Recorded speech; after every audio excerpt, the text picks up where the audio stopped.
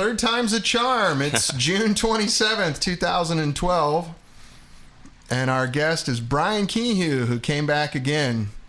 So hopefully you guys can see us and hear it. Everything went black here for just a half a second, and the computer shut off completely. Better check if Mike is okay. Yeah, that's a good point. Test 1, 2. Maybe it was Mike that did it, I bet. He's out there putting together a prototype amp. I just got a transformer in yesterday, and I went, here, put this on the prototype. And he was tongue testing it, right? Right, exactly. He was doing the 9-volt battery test on it. Poor Mike. Mike, I hope you're okay. So those of you that have been watching, we've introduced Brian again, but those of you that this is probably going to be the version that everybody watches. So Brian is the author or co-author of Recording the Beatles, which, if you are a music business person, I think this qualifies as required reading. It's sort of like saying if you're a priest, you have to read the Gospels. And this book is one of the Gospels. And if you don't have it, please go check it out. I think you can buy it online now everywhere, but it's just recordingthebeatles.com, right? Yeah, if you just type in Beatles Recording Book, you'll find it. That's our website. And we don't yet sell it through bookstores or Amazon or anything. We just found it to be good to send it direct to people, because most people know how to use the web and type in Beatles Recording Book. Yeah, let me put the link up here really quick. I thought it was on Amazon right now. Some people do try to sell theirs for 3 times the price. Oh. And they try to resell it, but why spend that money when you can just get it straight from the publishers? Yeah, that's true. You can get it right from you. It is a bit of a lesson that we got into this book, and we ended up publishing it ourselves. We found a printer overseas that had the best paper and the best ink to make it look good, and we tried to spend more money on the book making it nice rather than going cheap on it and saving money, which is what most publishers were telling us to do. Yeah. And they said that when we shopped around the idea of a book, I went to all the big music publishers, and you know who they are. And I had meetings with them, and they said, we love this book. It's a great idea. We're going to do it. We'll take it. And they said, but it can't be more than 300 pages. Why? I said, well, we've already got probably 350, 400 pages. It'll probably get a lot bigger. And yeah. It's almost 600 pages. And then they said, no, books like that don't sell. And I said, well, they would sell. They said, but they cost too much to ship. They're heavy. You have to raise the price. And I said, but if it's a good book, people will pay for it. It depends on the book. Yeah, it's like if some movies are 3 hours long, they're a blockbuster. But some movies that are 3 hours long, you don't want to see. That's right. That's right. Well, anyway, my humble opinion, take it with a grain of salt, is that it's an intoxicating book that's really hard to put down. And if you're, you're probably getting little hints that I'm sort of a medium grade Beatle nerd. Yeah. And not high grade like a lot of people are, but it's been a sustained 40-year daily interest for me. You know, that's an interesting thing, too, is that people think we're crazy Beatles people, and we are not, in a way. We don't collect their instruments, and we don't try to sound like them. I don't worship them. Yeah, I'm just intrigued. I think some of their stuff was kind of junky, and some of it was the best music you'll ever hear, but it varies widely. But their consistency was great, and we think that the recordings are very important. I mean, you hear them still every day in the supermarket or in your car or home. Oh, you think about the multiple genres of music that are inspired from one Beatles song. Yeah, true. I mean, Helter Skelter. And trance music, Tomorrow Never Knows, and stuff like that. Yeah. Helter Skelter created hard rock. Mm-hmm. Now, there was a lot of people doing analogous things at the time, but Helter Skelter was the one that pulled the pin on the grenade. And everybody went, oh, yeah, I like that stuff. I'm going to make a whole... And there's whole genres of music based on 10 different Beatles songs. So it's just pleasure for me. I get infinite, or seemingly infinite, so to date infinite amount of pleasure out of it. Another thing that I think was interesting and it's still important about what they did is that they had this huge range of styles. If you listen to like the White Album, there's everything from a basic Beatles song, which might be like Glass Onion, to something like Julia, which is the most minimal track they ever did, which is just a guitar and a voice, a little bit of extra stuff added. Mother Nature's Child. Then there's also experimental noise pieces like Revolution Number 9, which is just noise, and it's just sound sculpture. And then there's also things like... Tomorrow Never Knows is the first loop, right? Isn't that one of the first loops that people used? Where it's at least in popular music, and that's a big thing for popular music. It's a 2-bar drum beat with a seagull. over the top of it. We've never figured out if the drums are truly a loop or not, or if he's just consistently playing. No one's ever figured that one out. But yeah, Jeff Emmerich claims there are it is. definitely loops. Well, I don't believe everything in that. Yeah, book, I know. But Exactly. I do That's think why I that, preface it with claims. I do think that there's lots of loops on that song. They did loops of the backing track stuff, the seagull sounds, which is a guitar, and so forth. But anyways, the point being that they were very creative, but also didn't stick themselves with one style of music. They literally said, I want to do something 1920s, and they weren't afraid to do that. We want to do something really heavy, Right. or even like fake jazz, funny music. They weren't afraid to be funny. Can we bring in my dad to play clarinet? Right. Van Halen did that. Yeah, that's right. That's right. And again, I think that's one of the hallmarks of the world's best groups, like Led Zeppelin doing country songs, and then people The like Rolling Stones. Queen. A fifth of the Rolling Stone songs are country songs. Right. And Queen did all kinds of music. So I think that there's. Yeah. It's funny that there are huge bands, and I won't even mention who they are because you can just think of any of them. Don't really step out of their boundaries and say, let's do an acoustic song, or let's do something 1920s, or let's do a funny song. Right. And it's not too bad to be a funny song. People still treated John Lennon and Paul McCartney as serious social commentators, but they weren't afraid to put a funny song next to it. That's right. It's cool. Yeah, it's very fun. So, You were telling us about this guitar pictures. oh yeah, some of these guys have seen it. I had a '59 Gretsch Jet Firebird Yeah. that to me was my best example of a Gretsch I've ever touched, and I don't know what it was. I'm sure it was just pure blind ass luck. The wood was well seasoned and very lightweight guitar, and it stayed in tune. And let's see if there's a good picture of the whole thing here. And it had beautiful relicing on it, natural stuff. Yeah. Here, you can probably get closer than I can on that. But and it just sounded amazing. It had original Filtertrons. That's my favorite picture. The back of the neck. Somebody played the daylights out of that guitar. And then I got offered so much money for it that I couldn't resist. You know David Cobb, producer? I know the name, but I don't know him. Well, he's an old friend of mine from Atlanta, and he borrowed the guitar for a session because he does all those outlaw country things, Shooter Jennings and things like that, and he would never give it back. So finally he said, hey, I want to buy the guitar. Well, Dave, it's not for sale. And he ended up offering me arguably 250% of what it was worth. Wow. At which point I said, well, I love the guitar, but I'm not stupid. That's unusual, especially today, because I was just looking at prices of things, and there's a guitar I was going to sell that I bought for a good amount of money. And it was, not top dollar when I paid for it. It was, 50% of what it was worth. And now it's worth less than half of what I paid for it in the general market. It's really bad for the market. guitars. Yeah, if you bought some guitars around 2005 to 2007, you're pretty much... That's when it was. That's kind of like buying a house, I think, right then. Yeah. Yeah. Not that they aren't worth it, but there were some issues where, with the economy now, everybody seems to be selling a guitar or a 10. And so the market's flooded with them, and people that are buying can certainly buy stuff at cheap prices and get good stuff. Oh, yeah. I mean, you look at, like, Junior's, one of my favorite guitars. You want to look for a 59 Junior, which I have one of them. I thought about selling it, and then I looked online, and, you go to G-Base, there's 37 of them, all reasonably priced, and all in better shape than mine. Right. I was like, oh, okay. I guess I'll keep it for a while.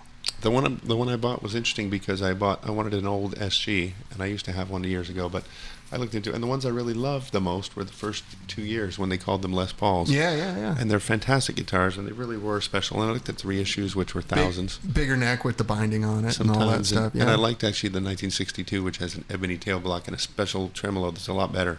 But it was a certain one, and I did find one, and I bought it. But I was looking at that time, they'd been going up 30% a year. And I was like, wow, you can't buy a house or any kind of investment that does that. Right. But it was the bad year to buy one, I guess. You bought at the peak. It was the right at the peak. Well, it'll all come back. It's good. It'll all come back. So, hey, Steve Kirk is here. Hey, Steve, how are you, buddy? And Josh, everybody. Well, yeah, okay, we're starting to get our crowd here. I put this up yesterday.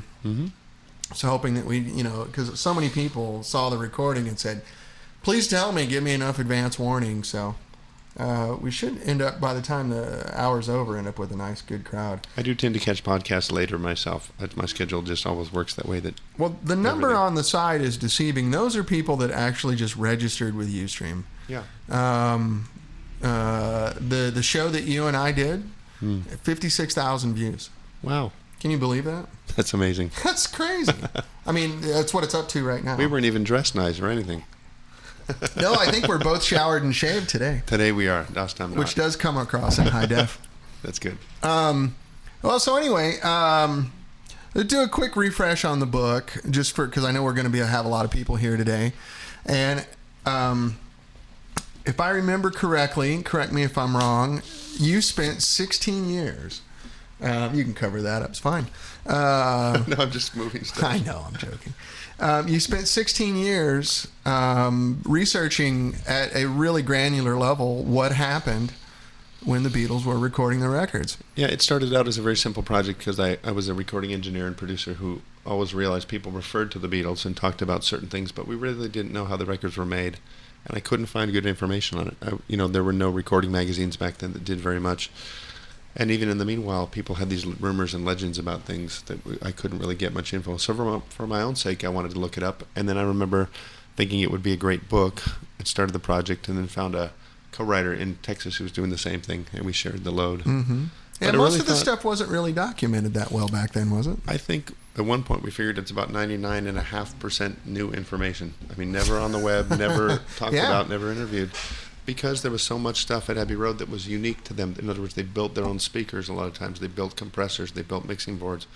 And then when they were done with it, they sent it to South Africa to an oldie in my studio, or they threw it in the trash. Mm-hmm. So most of the stuff isn't out there, wasn't there to be used. And so very few things were stock off-the-shelf items that you might have run into in a studio of your own. So most people had no familiarity with the microphones they were using sometimes, or compressors and speakers. We'd see a box on the floor and go, "What is that?" Somebody would say, "Oh, that's the ashtray." Oh, okay. Well, we didn't know. It's a weird ashtray. They even had weird ashtrays. They had a homemade ashtray. They did have their own kind of industrial things, big old things, because everybody smoked all the time. I love that. Which is why the records sound good, I'm sure. Yeah, exactly. Yeah, there's always lots of tobacco and tea. People always sell microphones now, and you see them on the web, vintage microphones. They say used in a smoke-free studio, and I said, well, they can't prove it was always in a smoke-free studio. Yeah, how? From 1949. Yeah. But look at Frank Sinatra and Elvis and the Beatles. They were smoking, and their records sounded They were good. smoking in the microphone. Yeah, and you wouldn't mind buying their microphone, would you? Yeah. So I don't care. Maybe it's the nicotine residue that helps them sound better. So we ended up with a big book that kind of just takes, if you saw a picture of the Beatles in the studio, you could identify like everything in the picture, whether it's a direct box or a playback speaker or something in the rack. You could figure out what it is. Because when we started, we'd find these photos and we'd go, what is that thing? And it was a patch bay, but not the patch bays we would use here in America. Mm-hmm. A different type. And they would have effects that we could never recognize. Little boxes sitting on the table with a meter on them. And would say, what is that thing? And it's some weird prototype compressor they were using. And so when we interviewed people, we'd show them those pictures. Sometimes they wouldn't recognize it themselves. And these are people that work there. But it turns out that things were available maybe only for a few months in 1967 or 69, and that other people wouldn't have seen it.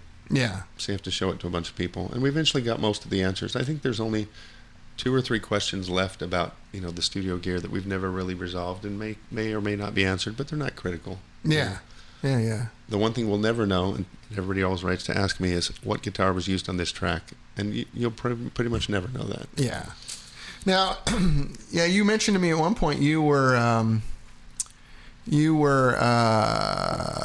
there's some funny comments going on there. So step 1 to good tone, start smoking. Got it. Okay. I wish there was a reason to start smoking again. But we're not recommending it. No, don't do it. Don't do it. But you mentioned at one point you were going to start sort of a Beatles gear book. Mm-hmm. And then Andy Babiuk came out with his book. Well, the original concept was anything that you heard on a Beatles record, we would explain it to you. So that would include keyboards, drums, guitars, things like that. And along the way, Andy Babiuk, who works at the House of Guitars in Rochester, did a book on all the Beatles instruments. And they came out, you've probably seen it, it sold very well. And covered all those instruments and stuff too. So we thought, okay, it kind of makes sense that that's a separate book, and it kind of makes sense that ours is just the recording gear, because otherwise it would be this big. Yeah, that's right. Well, there's also a thing of, the instruments are sometimes important, but also it's the guy. So I think if you're trying to get the production sound of a Beatles record, the instruments aren't going to be that important. That's a good stopping point or starting point for a whole subject, because I was just at a Van Halen show recently, And the guy, being Eddie Van Halen, played on stage, and for once it didn't sound like him. Really? And he was the guy playing, but he's got these new amps, and however they mic'd it and EQ'd it and stuff, I was like, wow, for the first time, it sounds like it's somebody else playing Van Halen songs really well. Wow. Because the tone was different, and everybody's always said when Ed picks up your guitar and your amp, whether it's a PV and a Les Paul, it sounds just like him. And I actually had that experience in the 80s. Wow. You know, he came to MI when I went there. Oh, really? And did a thing, and he picked up somebody's off-the-shelf Japanese Stratocaster and plugged it into a Kalamazoo Model 2, a little practice amp with a curly cord on it, and played Eruption, and it sounded just like the record. I do think that it sounds like him because he's playing, and there's a version of that. There are times, though, when, yes, Paul McCartney could play your Fender bass, and it would sound like Paul McCartney in a way, too. But you couldn't play his bass and sound like Paul McCartney. No, but it's not just about the person. In other words, I have, a pretty vintage Marshall, and at one point I had a Charvel guitar because it's one of my first guitars. And you could plug into it, and everybody would say, wow, that does sound like the Van Halen record. Yeah. Because it does. It's There's really a certain... close. Yeah. And yet my other gear didn't sound like that, no matter who you were. That's right. So there's a level of that works really well. And part of that was when we were going through the gear at Abbey Road, we found, a whole section there's here on studio outboard gear, like these weird compressors that Abbey Road built for themselves. And it's kind of hard to see, but I'll bring it closer when we get to a good one. And one of our coolest discoveries was these boxes, which are Altec. Altec's an American company. Ah, yes. So there, whoops, I'll flip it over, are these boxes we'd always seen in the pictures. And literally every picture of the Beatles or somebody else at Abbey Road was using these compressors in a rack. And they had a rack of gear doing different things like EQ, but these were just for compression. And they look like the American Altec compressors, but they weren't quite the same. And so I spent my lifetime looking for one of these gray things, and we couldn't find any. And then one night we were at Abbey Road late at night doing research. It was about 11 p.m., and I asked a guy if he had something about a tape recorder, and he said, well, it's upstairs in the storage cupboard. So we opened the cupboards, and there was a pile of 6 of these things sitting on the shelf. And I went, wow. And we just freaked out because literally no one in the world remembered what they were. We'd talked to all the engineers, all the technical people, and they knew something about them, but they didn't remember the name of them. They said, well, it's just the Altec. And we said, yeah, it says Altec on that meter, but that's an American thing. But they didn't make these things. We don't really realize why Altec could have made all these products but not made the ones you had. And the reality of the story was we found these ones on the shelf, and they had taken American Altec compressors, bought them, and found them to be a little bit less than good. So they ripped it apart inside and redesigned their own circuit for it. This ended up saving the meter.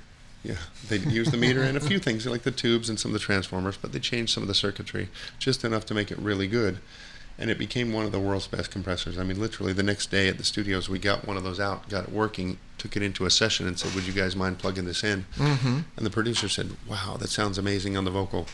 Print that. And he says, let's try it on the drums. Put it on the drum track. Wow, that sounds amazing. Print it. Put it on the bass. And we put it through the bass. And suddenly, the bass track they had recorded using their own equipment sounded like Paul McCartney. And I was like, wow, that's weird. Real weird. It sounded like the Sgt. Pepper kind of doom, doom, doom, doom, doom that he gets. And it is the piece of gear that makes the Beatles bass, which they started recording separately around 1966 and 7, makes the bass sound and shape like Paul McCartney. It has a certain kind of thunk to the beginning, and it works really well. So again, one of those questions where, yes, the right piece of gear is really helpful. And the reason it worked well was because there was a certain kind of shape to the compressor. It made the volume go up and down in certain ways, made the tone change a little bit, and it made it really work well. And are there any products one could find now that are based on their version of this? There is a plug-in that Abbey Road did, which is actually quite good. I don't use software myself, but I've tried it. And they took 3 of these old ones of the 6 we found on the shelf, and they got them all working. And 3 of them had the best sound, but they all sounded different. And so they said, well, if we're going to model this for a plug-in, we don't know which one to do, so let's give them all 3, because this one's bright, this one's pillowy, this one's fat. And so they give you 3 options to do. Wow. Which is neat. Nice. But there's no hardware you can buy that's correct. There is not. That might be an interesting thought. Well, there is a guy making one. They call it Lisson Grove, Lisson Grove, which is a name of a neighborhood right next to Abbey Road. And he makes a version of it with modern parts and things. And they also changed some features of it that probably were improvements. In other words, for Abbey Road in 1962, when these were designed, they used a very low level and all this stuff. And he converted it from modern settings. And he also gives you a threshold control and some stuff like that make it more modern. It's not a clone of the original, which is kind of cool. Yeah, because he did just sort of inspired by that. Because he had a copy of the original. I have one or two myself that got made up by a guy, and the copies didn't always function so well in a modern studio, although they're great. They were designed for Abbey Road in those days. Yeah. So he made a model, and it's out there. It's pretty cool. Wow. That's very interesting. I was saying, no, there isn't an exact one of this. And yeah. It's too bad Altec, the company, isn't making stuff anymore because they could jump right on it. I think that's a business idea. I know. Seriously. Well, it was even suggested to Abbey Road. I talked to them for years before the book came out, and they reserved the name. They trademarked the name and so forth, things like that. Mm-hmm. But they decided software was the world. And it is right now. It's easier to make software in some ways. That's right. And most people use it.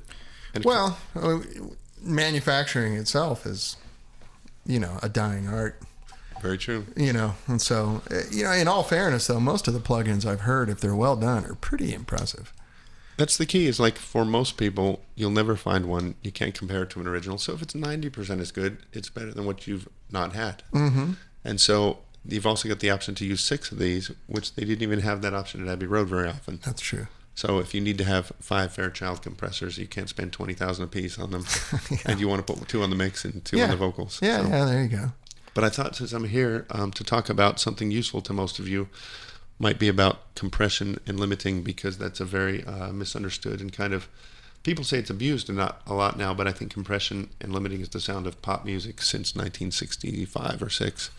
So it's a good way to get something useful to you. Dan asked last time about maybe miking a guitar amp, but I think this is more useful to so many people because they do compression limiting by the seat of their pants, most people. You talked about... Exactly. I was just saying, I do it intuitively. I mean, it's like tuning in a shortwave radio. I just sit there and listen and, okay, play that part again, and then I'll find something that's pleasing to me. I usually come up with a good result, but I have no idea why.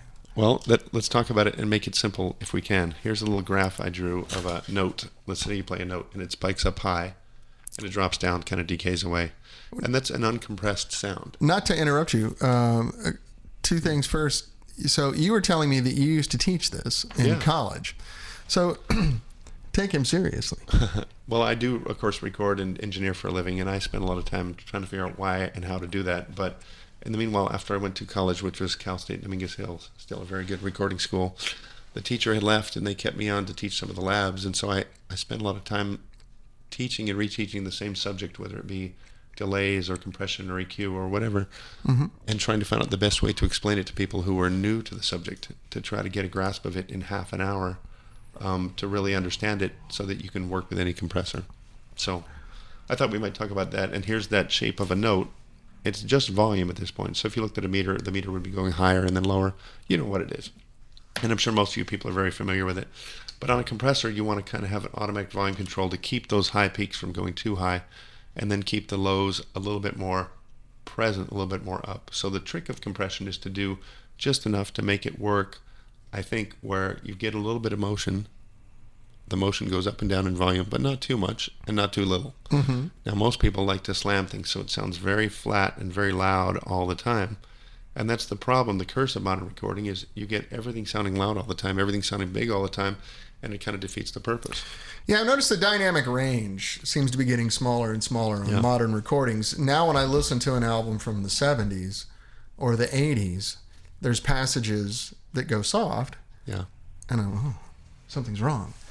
Especially when you're listening to an MP3 version of it where there's a lot of detail pulled out. True. And, I notice, they seem to be mixed for iPods. And the closest analogy is maybe like salt in your food. If you like salt, it doesn't taste good when there's none. And you want to put a little salt in that's good. You put too much in and it kind of ruins the whole flavor. Yes. So you got to be careful with the compression. Although it is very easy to just say, I will compress everything so it sounds good. If you initially try a vocal and you compress it, it always sounds better to you. But that's like adding salt. You have to be very careful you haven't gone too far. So if you're in doubt, under compress, you can always add a little bit more later when you're mixing. That's a good point. Something like that. Yeah. Well, if you've gone too far, you can't fix it. True. It does flatten something out, like when you play with Photoshop and you contrast things and so forth. Mm-hmm. You can take it too far. Anyways, with this peak, and then what a compressor would do is pick a level. We call it the threshold. And I'll pick a level with a dotted line here. And the level is a peak, a stopper if I want. If I set it to limiting means nothing goes above that level. You get a nice shape. It goes up and stops and goes down. So you got that just below. And that's what a limiting thing would do. People talk about, on a compressor, a ratio. And a ratio is usually a knob or a button you can push in that says above that line, how much change will there be in the volume. So let's say I pick a 2-to-1 ratio on this first one. 2-to-1 is a very common setting. And that means it would only go up this high. It would go half as much. For the initial signal going up 2, it goes 1. Mm-hmm. If I picked a 4-to-1 ratio, it'll be the next setting down here. And so for the first one going up 4 units high, it only goes up 1/4 as high on the output. So when you've got that, you can see how much you're going to squeeze it over that line, how much you're going to stomp on it. And that's pretty simple to figure out. If you play with it, you can actually hear it. But the more we use that ratio up to 10-to-1, 12, 20-to-1, you're basically limiting. So you flatline the whole top of it. And you get this very squashed off sound, which is pretty common, pretty popular. People like to limit stuff a lot. Yeah, there's a few bands where that heavy compression is sort of their trademark sound, even dating back. I mean, I remember when I first learned how a compressor worked 30 years ago, I suddenly listened to an ELO record and went, wow, okay, that's like a compressor just sweating the whole time. I mean, the vocals, the guitars, the drums. Squashy. Yeah, it's just everything's right there, and it's loud, and it's in your face, and then there's no peaks. Now, what's interesting about that is there's a way to do this, and part of the reason people do this is look at the bottom level. There's not as much range between the top peak here and the bottom of that waveform might be 20 or 30 dB, so a large range, and you might lose the bottom of the signal, the quieter parts of the note in your mix, because there's other loud things going on. So this one, which is squashed, has a limited range, so you can still hear the quiet stuff. So one of the reasons we squeeze things is to make sure that the quiet stuff, like the room sound on your drums or the finger squeaks on your guitar, might not get lost. Right. You don't want to have too much stuff jumping way loud, because then you lose the low-level stuff. So it's a benefit in a couple ways. It keeps the peaks down and it keeps the low-level stuff up. However, there's times when you want things to come back and forth, and one of the real good ways to explain it is if you imagine your snare drum comes out and then goes away, and then your guitar hits and goes away, and the bass comes in and goes away. That interplay of all the instruments is really what makes a fun mix, because nothing wins all the time. Something's winning this moment, and then the keyboard hits, then the vocal comes up, then the bass, and so you get things jumping back and forth. You get that dynamic of real music. Now, obviously, all of us don't play perfectly.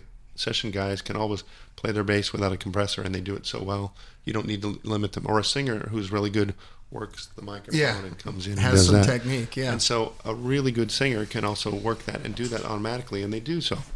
But in the way our ears are set, and for your mixing, you might want to really adjust stuff. But what I want to talk about today, which is relating back to Paul McCartney and this weird compressor, there's a setting on most compressors called attack and release, which are relatively unknown to most people. They don't mess with them with knowledge. They play with them until it sounds good. That's right.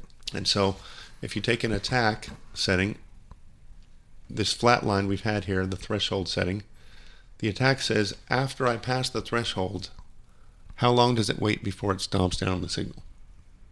So I've got my threshold here, and I've set it for whatever that is. It's more so. Would it be safe to call it something like a reaction time? Yeah, it's a reaction time, or even a delay before the compressor limiter kicks in. Kind of an interesting idea. But why do they do that? Why wouldn't you want it to just stop here? Because what it gives you is a nice little peak at the beginning. And you get the peak at the beginning, it gives you a little bump. And so that bass guitar note or the guitar or your snare drum goes and jumps out and then steps back. And if you let it just the right amount, usually it's a very minimal amount, you get a little blip at the front of things, and that guitar cuts through, the bass comes up, but then doesn't go woo and eat up the whole mix. So you get a nice bass attack. And when we plugged into that compressor, we heard this kind of thunk, thunk, thunk that Paul McCartney often gets on his bass tracks. Listen to Sgt. Pepper, you'll hear it all the way through. That yes, in the room he played bass and sounded like Paul McCartney, but the sound of the record was the compressor, which had an automatic attack setting fixed, and it always gives you this dump, dump, dump at the beginning of the note. Gives you that that little bump right there at the front. Yes. Very nice. So the attack setting is real critical. If you play with it too long, there's no time for the compressor to even kick in. Yeah. And so most people keep it to a very minimal amount. Most people keep it off because they want that squash sound, but I would suggest playing with it a lot if you can, just to have a little bit of peak at the beginning of things, letting stuff speak out and then disappear real quick back to the compressed even level. It makes your mix really interesting and active without feeling like you squashed it to death. You can still squash it to death, but it won't have that effect of being flatlined. Mm-hmm.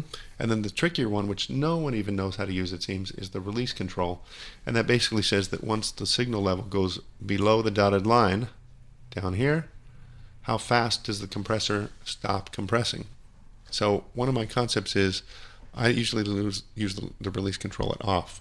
Mm-hmm. Because once my signal's below that level, I don't want it compressing at all. Right. You want it to still be there. But some people like it because they have a different technique. But I think it goes down and then it would come back a bit if you drop to a low level. So I want it to respond normally as soon as I'm past that level. In other words, with the attack control, it only affects those peaks. And the release control, when it's off, is only affecting the stuff when it's over the level. That's interesting because I have an 1176 here in the rack. Yep. And almost everyone that I talk to about 1176s, they like to have the release way up. Of course, the tack, just barely on. I have the attack on 1.5. Yep. Like that, but the release is on like 9. Well, this is interesting though because I'm making a statement that I always use the release on off on every compressor I do. But that's my technique because I want the sound to be more natural and more dynamic. Mm-hmm. And a lot of people don't like that. They want evenness. They want smoothness. So right it's like someone who tells you, I only use heavy flat wound strings on my guitars. Well, that's their style. Yeah. So you should at least try it. This is my style. And it'll make you think different. Maybe try out your own stuff differently. No, I love it. I now it's like, I don't know why I've never actually sat there and tried that. But now I'm intrigued. And you have to do it knowing a bit of what's happening. You'll say, okay, that sounds good or bad. You may not know what any of those knobs do, but now that you know what they do, you can listen for the effect of it. Oh, the attack is affecting just the front of the signal, not the compression really, just the lack of compression at the front of the signal. Mm-hmm. So those kind of things are really quite good and fun to play with. And it was a nice discovery to hear that the compressor, boom, there's that instant bass tone from Sgt. Pepper. And so it's not like Paul McCartney wasn't important and his Hofner bass wasn't important, but certainly to get that sound right, you'd really need to go through the right gear sometimes. Wow. Yeah, I know there's you could almost write a book on McCartney's bass sounds. It's such a topic of discussion about the whole miking with the speaker cone and all the crazy different things they did. Flip backwards and find a picture while we talk about that. Yeah, I know you have quite a bit in here about it. Yeah, I mean, You have your diagram, too, about how we love most of the Beatles. Love most of the Beatles. They're all cool.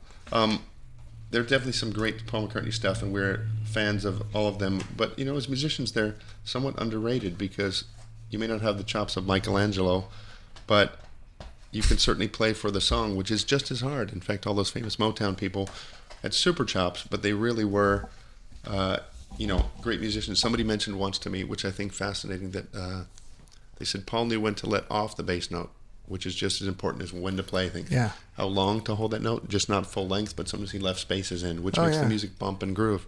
The word for me with McCartney is finesse. He seemed to be dripping with finesse, maybe somewhat intuitively, but he knew how to make things move. Let's find some good Paul bass pictures since I was in here. One of our favorite pictures in the book is a Paul bass picture. We found this shot that had never been published, and we're kind of gear geek people in a way. We like a lot of equipment and like to know about it. So we found that pictures like this showed a lot of things. I'll show you briefly. Oh, yeah. So here's a shot you don't often see. This is Paul with a Fender bass, and they had quite a few Fender basses around the sessions. Notice the Martin acoustic there. There's a Hammond organ behind them. There's cameras on the floor from Linda McCartney who took that picture. There's a Mellotron in the back of the picture. So while that's not them posing or anything doing specifically something that showed it great, we just thought it was a great shot of the gear line around the studios and all kinds of cool stuff. There's also another Gibson acoustic, the J160 line on the floor. and cool stuff like that. So we thought that these kind of pictures are what Beatles fans want to see, which is like being a fly on the wall. Mm-hmm. You get to check out what it was like in the studio and see some of that gear being used. Especially Paul playing the left-handed bass is a very unusual shot, but we don't know how often it happened. Right. We just know it was there.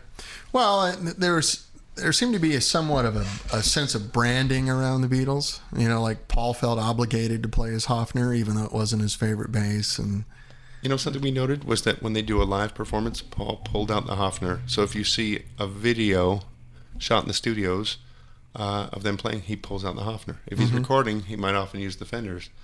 But and there's even rumors from one guy I talked to that said he saw a Gibson Rivoli bass sitting in the studio against Paul's amp one day. oh, really? And this guy was only there one day, so he has a very clear memory, and he was a gear guy. Mm-hmm. Can't prove it any way other than someone's memory, so I didn't put it in the books. But we have a lot of rumors of them renting Selmer bass amps from the Selmer shop in Charing Cross Road, the central part of London, where I have the music stores, that they came in and rented, like a Leslie type speaker that spun, that they loved the Selmer bass amp. But we have no proof. We just have a rumor. Yeah, there's no evidence. But it could easily have been done. They did rent some things from Selmer, including the little organ they use sometimes. So there is a hint that there might be some truth in that. Could be. Let's see. Now, there's a couple of questions here, a little off the subject for the moment, but I'd like to get to it. This is Bob Dragich, who is a writer for Vintage Guitar Magazine and Guitar Player and a few other people. And it's an interesting question, I think, just at a macro level. He wants to know, when we started this work, did we know how long the research would take? I think it's kind of funny because I looked at my notebook one time, well into it, and the notebook said, what kind of mixing boards did they use? I had a little list of questions I wanted answered, and that turned into 179 pages of answers. So, and there's actually more information on the mixing boards than there are in the owner's manual for those mixing boards, because we wanted to talk not only about how they work, what each one of those knobs does, because they're weird, but also in that how they used it, how that mixing board got used for the Beatles drum tracks and keyboards and so forth, which is never in the owner's manual for the mixing board. So it became a thing versus design versus application, if you will. Right. Most of their gear was designed for really high quality classical work, so it sounded really good, but it was designed for opera and things like that. So the Beatles had to kludge around these options where they had designed it for stereo mixing for classical and then try to make it work for multi-track Beatles. And I think, what was the other one? If you knew it would have been 16 years, would you have reconsidered? Probably would not have done it, actually. And that's kind of the way life is sometimes. Do you measure your life in your memory, like pre-book, post-book? Ooh, I think all I can remember is doing the book, because it took so long that it seems like it was my whole life. You can't remember not doing it. But I do remember the weird feeling, and I had a discussion with somebody recently about this, that when I finished it, that it always felt when I went to bed that there was something to do. Because I had that feeling for so long. For example, we said 16 years to do the book. Of course, we didn't work on it every day. Yeah. And there were times when I had 2 or 3 months off because I was going on a tour or I was doing something on another project, and I didn't think about it for 2 months, 3 months. But it was always there lingering as an undone thing. And if you can think about the weight of a project like this, until it's a book, it's nothing, really. You've done a lot of work, but you haven't really done anything. Right. Like people trying to become a rock star or saying, I'm going to make a movie. It's like, until you do it, it's not finished. It's not something real. And so there was this pressure and this weight of trying to get it done and trying to make it good and make it accurate and make it last, because we didn't want to redo it and do a version 2. Yeah, and so forth. Probably lots of moments of self-doubt. Like, am I going to be able to do this correctly? Or I have a high bar to clear. Tons. And I'm sure you've had days where you went, you know what, I don't care. And then other days where I have to get this finished and I'm so excited. And it was exciting to do it, and I think most of all we enjoyed the road getting there. We met all these really cool people who are now friends of ours, and we stay with our friends who worked with the Beatles when we go to England, and we have dinners with them and don't talk about the Beatles or music or anything. We're friends with them now, which is so nice. And they are some really cool people. And if you think about it, some of these people spent 7 years in the studio with the Beatles, more than some of their guest musicians you might know about. They're really close with them, and yet they were there because they were cool and they did a good job and they were as creative in some ways. Right. So we respect their work, and a lot of the people that work at Abbey Road still are not necessarily Beatles era, but they've become friends as well too. We've got a lot of friends at Abbey Road, so we love to visit them, and there's nothing more thrilling for us being outsiders to go walk up Abbey Road and walk in the steps and go, yeah, we're here to have lunch and we're here to see so-and-so and walk around the place. That's got to be good. fantastic. It's a nice reward for doing the hard work, but they also said, this book is a big catalog for what they do. A lot of people came to the studios because of it, because they learned about the echo chambers and wanted to try it out, or they saw the microphones that are still at Abbey Road, and a lot of the equipment and effects are now broken out of the cupboards and being used again because people want them and no one has them but Abbey Road. So that's cool. Well, I think it was around the same time your book came out. I don't know if there is a direct correlation or not, but they started doing those live from Abbey Road sessions really within a year or something after your book came out. And I wonder if there was any, you assume someone that would produce a show like that likely bought this book. There was an interesting change that happened at Abbey Road before we finished the book, and it was the last few years. They had a new manager came in, and we were terrified of him because he was firing people left and right and reorganizing the whole building. Some people had been there for 25, 30 years and were let go because he felt they weren't working hard enough. And I can see how that is from the employee's point of view. This is the way we've always done things, and suddenly you're let go from a 25-year job. Right. But also from the new manager walks in and says, why are we paying you when you walk up and down the hallway with a cup of tea every day? So he changed the game a lot because they really needed to make money. Abbey Road needed to be healthy and successful so that it wouldn't be sold. And so this new manager was shaking things up and changing things. And so we were afraid of him. We did the book in secret a lot of times, working with the people we knew. But we finally met him just before the book came out, and he became a good ally of ours and said this book is literally a catalog for the products we're making through Chandler, was making studio gear. And they had a lot of things they were coming up with. So I think at the time it was more his change to try to get Abbey Road as a brand out to the world. Mm-hmm. And this book went perfectly with it. They don't own it or control it, which is something we were insistent upon, is like we don't want to have anybody be a piece of this, right? Because we want it to be fair and objective. And so we showed other studios. There's also, Trident Studios and Delane Lee and other places that the Beatles worked are mentioned in here too. But 98%, 95% of the Beatles' work was done at Abbey Road, so 95% of the book is on Abbey Road. I mean, didn't they only cut over at Olympic or wherever because Abbey Road was booked? There were also gear options, like Trident had an 8-track recorder. Oh, okay. And Abbey Road had one, but they wouldn't let the Beatles use it. So the Beatles were frustrated. They hadn't the Rolling Stones proven themselves yet? Or anything? It was funny. Abbey Road had this weird thing where they had new equipment because they were so kind of military and regimented that they said that in order for us to use equipment, we have to know all about it. We have to know the insides and outs of it. We have to have spare parts available so we don't lose a big important session. And the Beatles said, come on, let's just roll. And they finally got an 8-track recorder, and George Martin took a look at it. We published the letter in our book, which we found. George Martin said, it's not suitable for the way we record the Beatles because we can't do the ADT and flanging with it. We can't do this kind of overdubbing. We can't do this very speeding. And so the machine's not ready yet. And they sent it upstairs to get modified, which took months and months. So one of the sessions late at night, George Harrison really wanted to use it and convinced the engineers, let's just break it out of that room. It wasn't locked or anything, but it was up there to be worked on. And they grabbed it, rolled it in the studio, set up a tape, recorded some stuff real quickly in 1968, and then sent it back and pretended no one would notice. But they did notice, and the engineer got in real trouble for doing what the Beatles told him, we should be doing. But he said that exact thing, like, you haven't proven themselves. We haven't sold millions of pounds of records. What do we have to do? Yeah. So in a way, the tape machine was usable, but not usable in the way they were used to. So a lot of things like that with Abbey Road were trouble because they were such a big entity that was mostly concerned with classical music. Even though Beatles were outselling, classical had driven the place and was very high quality and very lofty and very upper class, if you will. So they wanted that to drive things. Interesting. Now, Bob asked another question. Was there one person who was primarily responsible for the building or for building all the custom gear, or someone who supervised most of the work?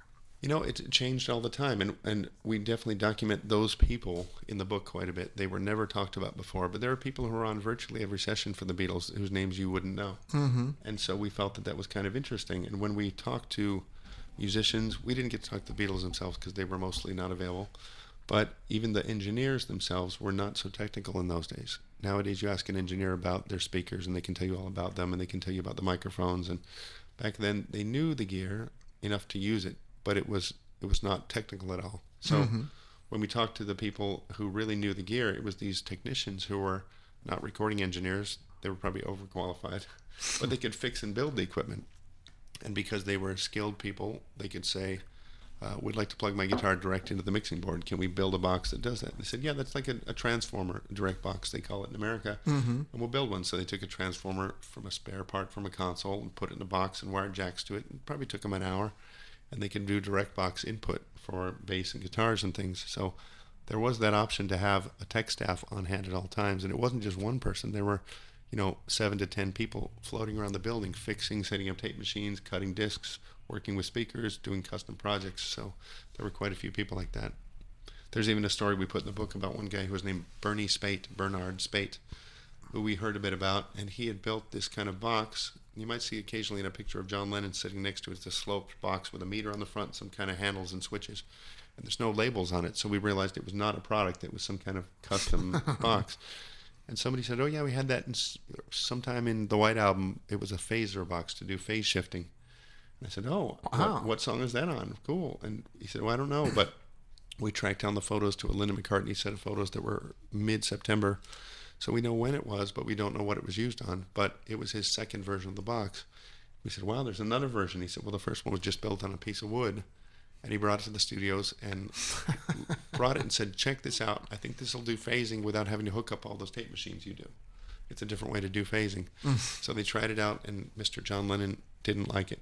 And so Mr. John Lennon took his project and ripped all the pieces out of it and then lined them up on the windowsill in order to, according to size, the smallest screw to the biggest transformer. And he lined them up and ripped the piece into millions of bits and then left them on the window for the guy to find in the morning as a message. So, give peace a chance wasn't yet in John's vocabulary, I guess. Or LSD in his blood. Something. One of the two, yeah. But again, it's a true story, and the guy did at least rebuild the box in a different way with a better, more professional layout. And whether it sounded good or not, at least they used it on sessions afterwards. Right, so. right. And it's not around. We can't find it, but it's cool.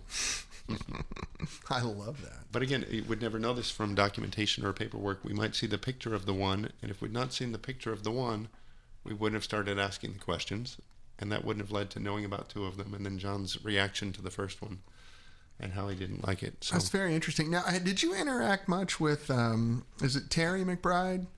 John McBride? John McBride, excuse me. Blackbird Studios in Nashville. In Nashville, because I've been there a couple times, and it's an astonishing recreation of that room, even with the stairway that goes to nowhere. I've talked to him on the phone, but we've never been there. And you should really go visit. He's a very nice guy, and he's a big fan of the Beatles. He's a big fan of Beatles recording.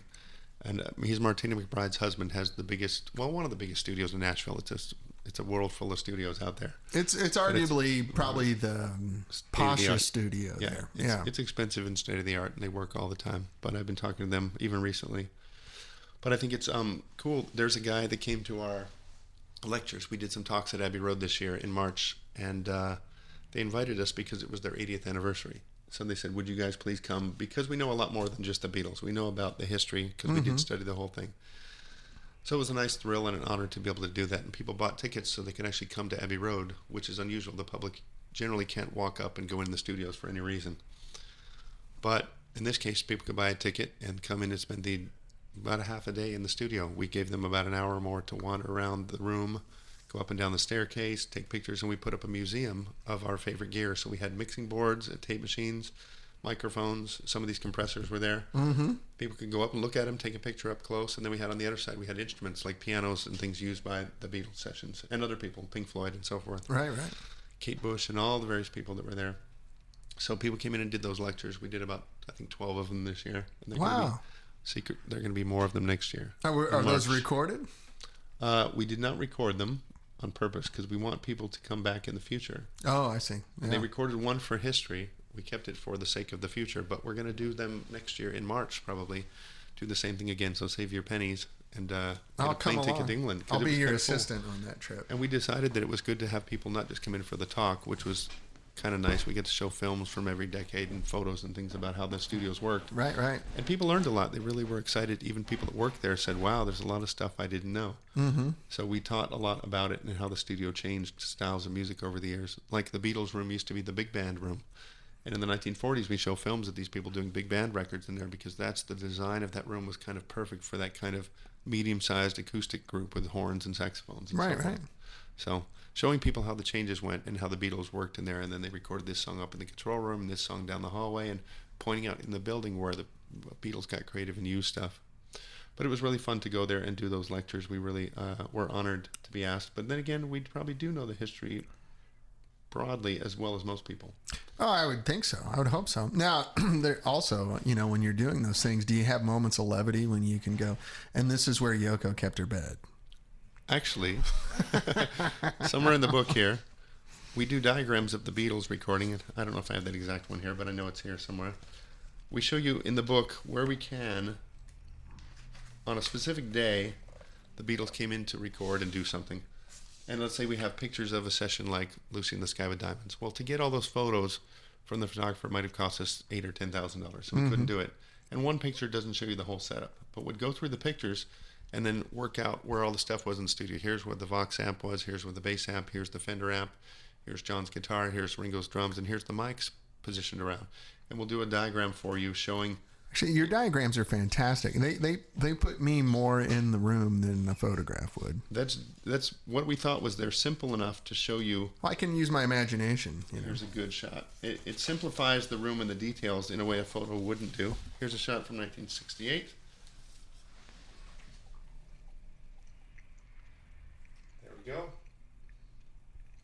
And there's lots of those in the book. We don't have every day, we don't have every song, but when we could document something, usually through a photo session, we'll draw you a diagram of at least how the day was set up, and that at least gives you a sampling of how things changed or didn't change over the years.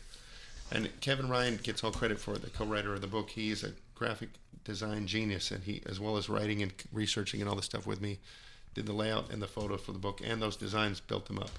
Yeah. So he's super talented. I mean, I could sit here and just flip through this book and find a million interesting shots. I mean, here just randomly, here's John with a pair of EC30s and his 320 and a Maestro fuzzbox on the floor. A Maestro fuzzbox, which I don't have my glasses on. It might be one of the ones that had a wooden case. It's not. Oh, it's not. This is from America in the metal case, the FZ1A, I think it's called. Or FZ1, actually. Mm-hmm. I'll show you the picture up close. And there's people smoking in the studio, for God's sakes. And somewhere down on the floor, if you look to his right by his foot, there's a little fuzzbox there. Oops, sorry. There we go. And there's one of John on the ground singing into a microphone. It's fantastic. I mean, the book is, even like the initial chapters where you talk about the actual construction of the room and the kind of wood they used and where it came from. When I first got into that, I was admittedly like, okay, well, I'm just going to plow through this, but I'm not really interested in the construction of the room. 3 pages later, I couldn't stop reading it. I was like, oh, this is fascinating. We tried to make it interesting for people because it's not interesting to everybody, but there are ways and reasons why this stuff is kind of cool to find out about. Mm-hmm. And these are great. I love these right here. These are very educational. Microphones, if you ever buy a microphone, sometimes it comes with a piece of paper inside, and it shows you this weird kind of kidney-shaped pattern about how the microphone picks up sound. And for those of you that don't know, I'm sure most of you are familiar, but there are microphones that pick up in all directions called omnidirectional, and microphones that pick up in one direction, kind of like a flashlight looks over there, and those are unidirectional. And there's bidirectional microphones that listen forward and backward, but not to the sides. And so we illustrated that with drawings that Kevin did. Not just those patterns, which are boring, but a more fun way to do it. You've got little Beatles silhouettes. I love it. So you can see the Beatles demonstrating how the microphones worked. Little sketches. And again, there's no photo to really license for $800 that would show that well. So we did it with a diagram. I mean, here's a whole... It's really educational because when I bought the book, my experience in the studio was just as a musician for the most part. Yeah. Hey, come in, play your guitar, and I would try to be a fly on the wall and learn as much as I could. Oh, here's some good homebrew stuff too. There's lots of custom-made equipment from Abbey Road. It's also from the very cool era when things looked like battleships. I mean, they have big metal cases and they have big switches and chicken head, as we call them, pointer knobs. Oh yeah. But there are portable lots of sound things. level. It's interesting how some people treat the book. Some people bought the book and they started trying to replicate Beatles sounds and things, and that's okay. But we really intended it as just, this is the way it was done back then. You don't have to recreate it, but it's hopefully a lesson for people on being creative with very few things. They might have had maybe 6 or 8 microphones at a given time they could use. And most studios have more than that. Well, that's all the Beatles had. That's all they needed. Well, I'm going to make a confession now. Yeah. So when I bought the book, I bought it out of obligation. New Beatles book came heavily recommended by our mutual friend, Jim. Yeah. and you'll love Brian. Okay, I'll buy the book. There are a couple things unintentionally I lifted out of this book to use in our gear. Ah. I don't know if I even want to say it on the show. Hey. But that's one of my secret sauces that keeps amps from going into crossover distortion. Ah. Is this little combination. And I read about this, and then I went Googling. It says right here, a packet of ketchup with relish. And that's what he puts in every amp. I take a used Lipton tea bag. And, but I read about what this is. For some reason, this thing actually interested me because the way the Zener diode works together. And I started reading, and it's sort of a hi-fi trick. Yeah. That, tube hi-fi's crossover distortion is something you really want to avoid in a tube. It sounds ugly. Yeah. Well, it's non-harmonic. Yeah. It's not even order in its distortion. It's random, and it could be odd, it could be even. But it's non-musical to the human ear. And what was the study? I always forget the name of it, where they with an EEG cap on, they put even order harmonic distortion and odd order harmonic distortion. Same music, same source, just different delivery mechanisms.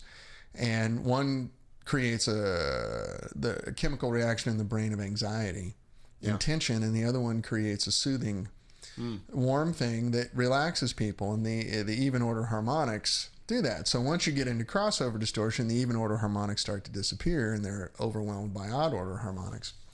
So when you take most amps and turn them up past about 7, you start to hear that. The ugliness comes out. Which is sort of like, and if you're 19, that's kind of cool because it's stimulating you. But if you're over 30, it kind of pisses you off. It's the age knob, yeah. And so it was one of these things that I have incorporated into all of our amps to keep the tubes from going into crossover distortion. And I love all this stuff. This book, honestly, it's sort of... whatever aspect of recording, even if you're not a Beatles fan, but if you are, it's icing on the cake. But whatever aspect of recording you're into, you will learn something from this book that I think is life-changing for me. I don't mean to be dramatic, but I just kind of went, oh my God, this huge mystery. And I don't have any illusions I can go out and get all this gear and make a Beatles record. But just the fact that, the mindset that it takes and the creativity and the ingenuity that it takes to make good sounds, it suddenly became this huge attractive game to me.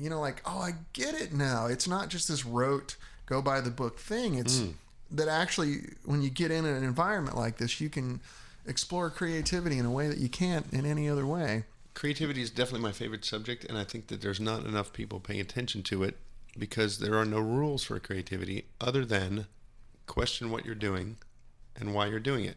And yet, plugging a microphone into your mixer seems like a normal thing. True, but is there another way to do it?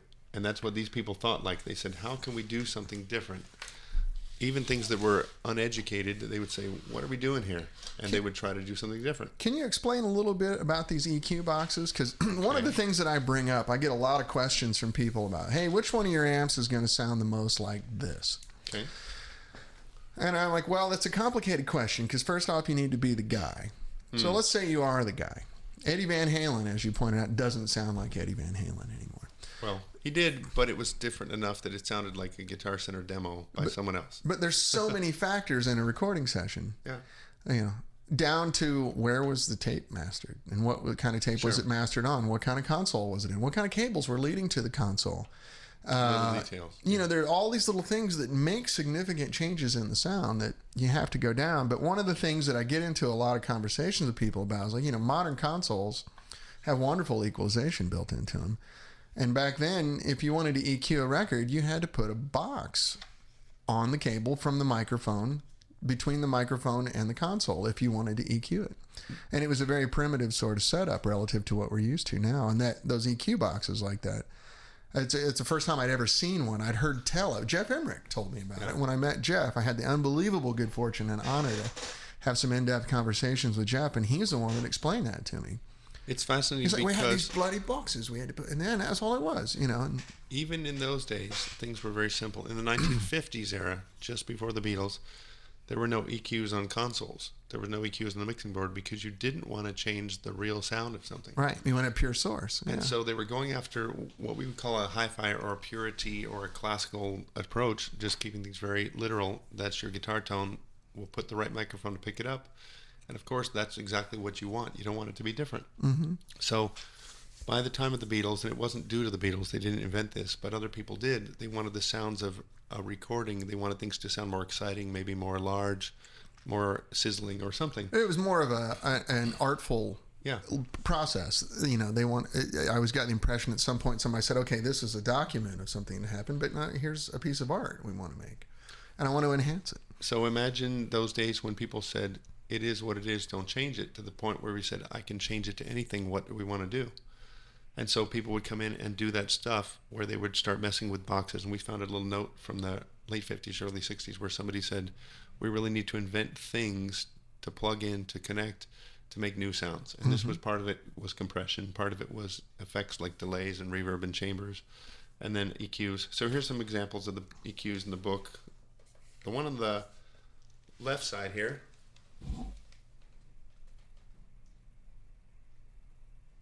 is a big monster of a box. It weighs about 35, 40 pounds. And it was invented in 1952 as an equalizer. And it's basically a 3-band EQ, bass, middle, treble, with adjustable width and amount of boost or cut.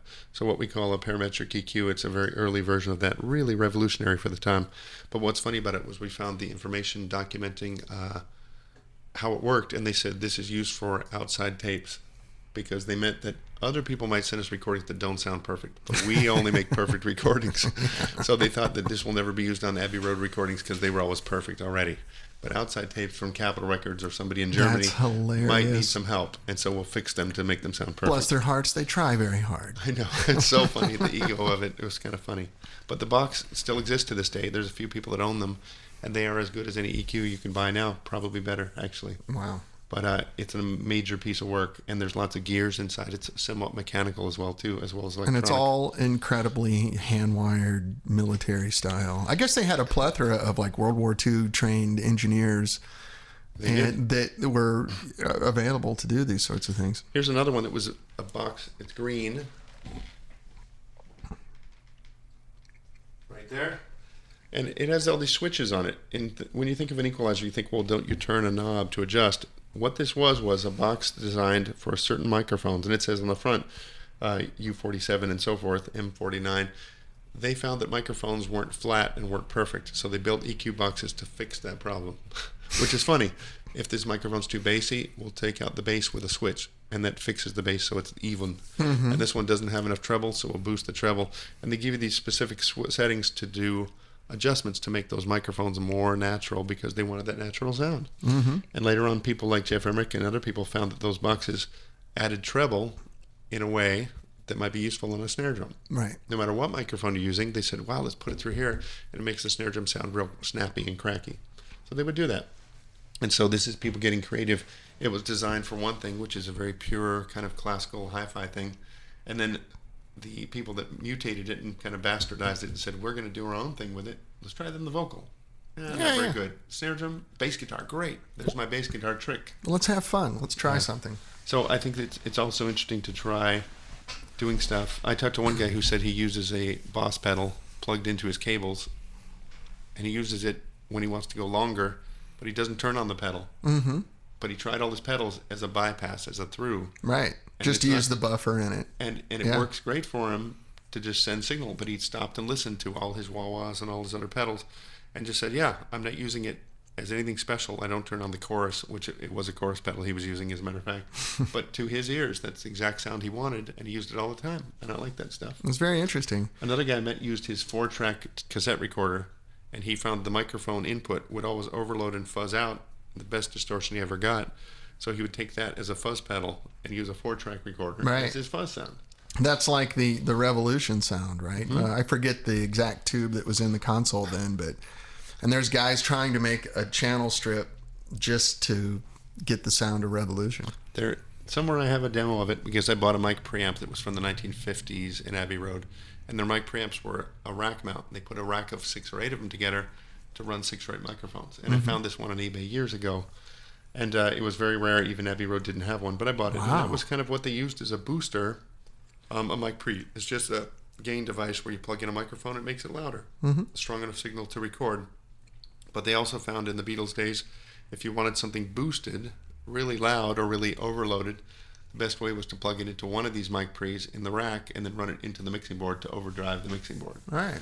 Wow. So I took that thing, and I have a mic preamp like the mixing board, and I had this mic preamp like the booster, and I hooked them into each other and plugged it in, and it made that fuzzy sound really well. So I played Revolution and recorded it for fun, and I just recorded it, did the guitar track, and I was like, that's the closest I've ever heard to it sounding right. And it's a pretty good, I mean, one of the original boosters, plus a replica of the tube mic pre that they had, and it got real close. Wow.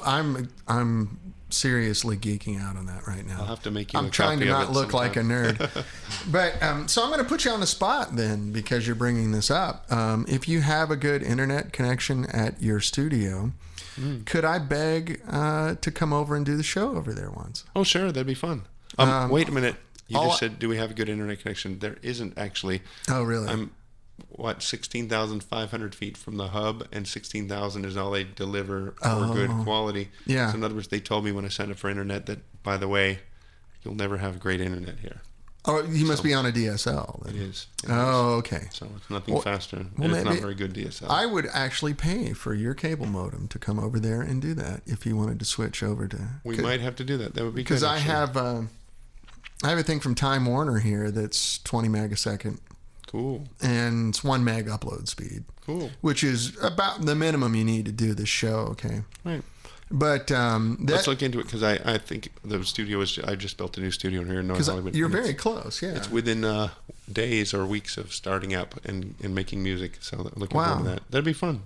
We have some cool gear, and we have ways to demonstrate it or even play it to do some audio in. I think it would just be fascinating for me, so I'm being selfish about this, but I think it's also something that a lot of people would be interested in, and maybe we can spread the word about your new studio too. That'd be fun.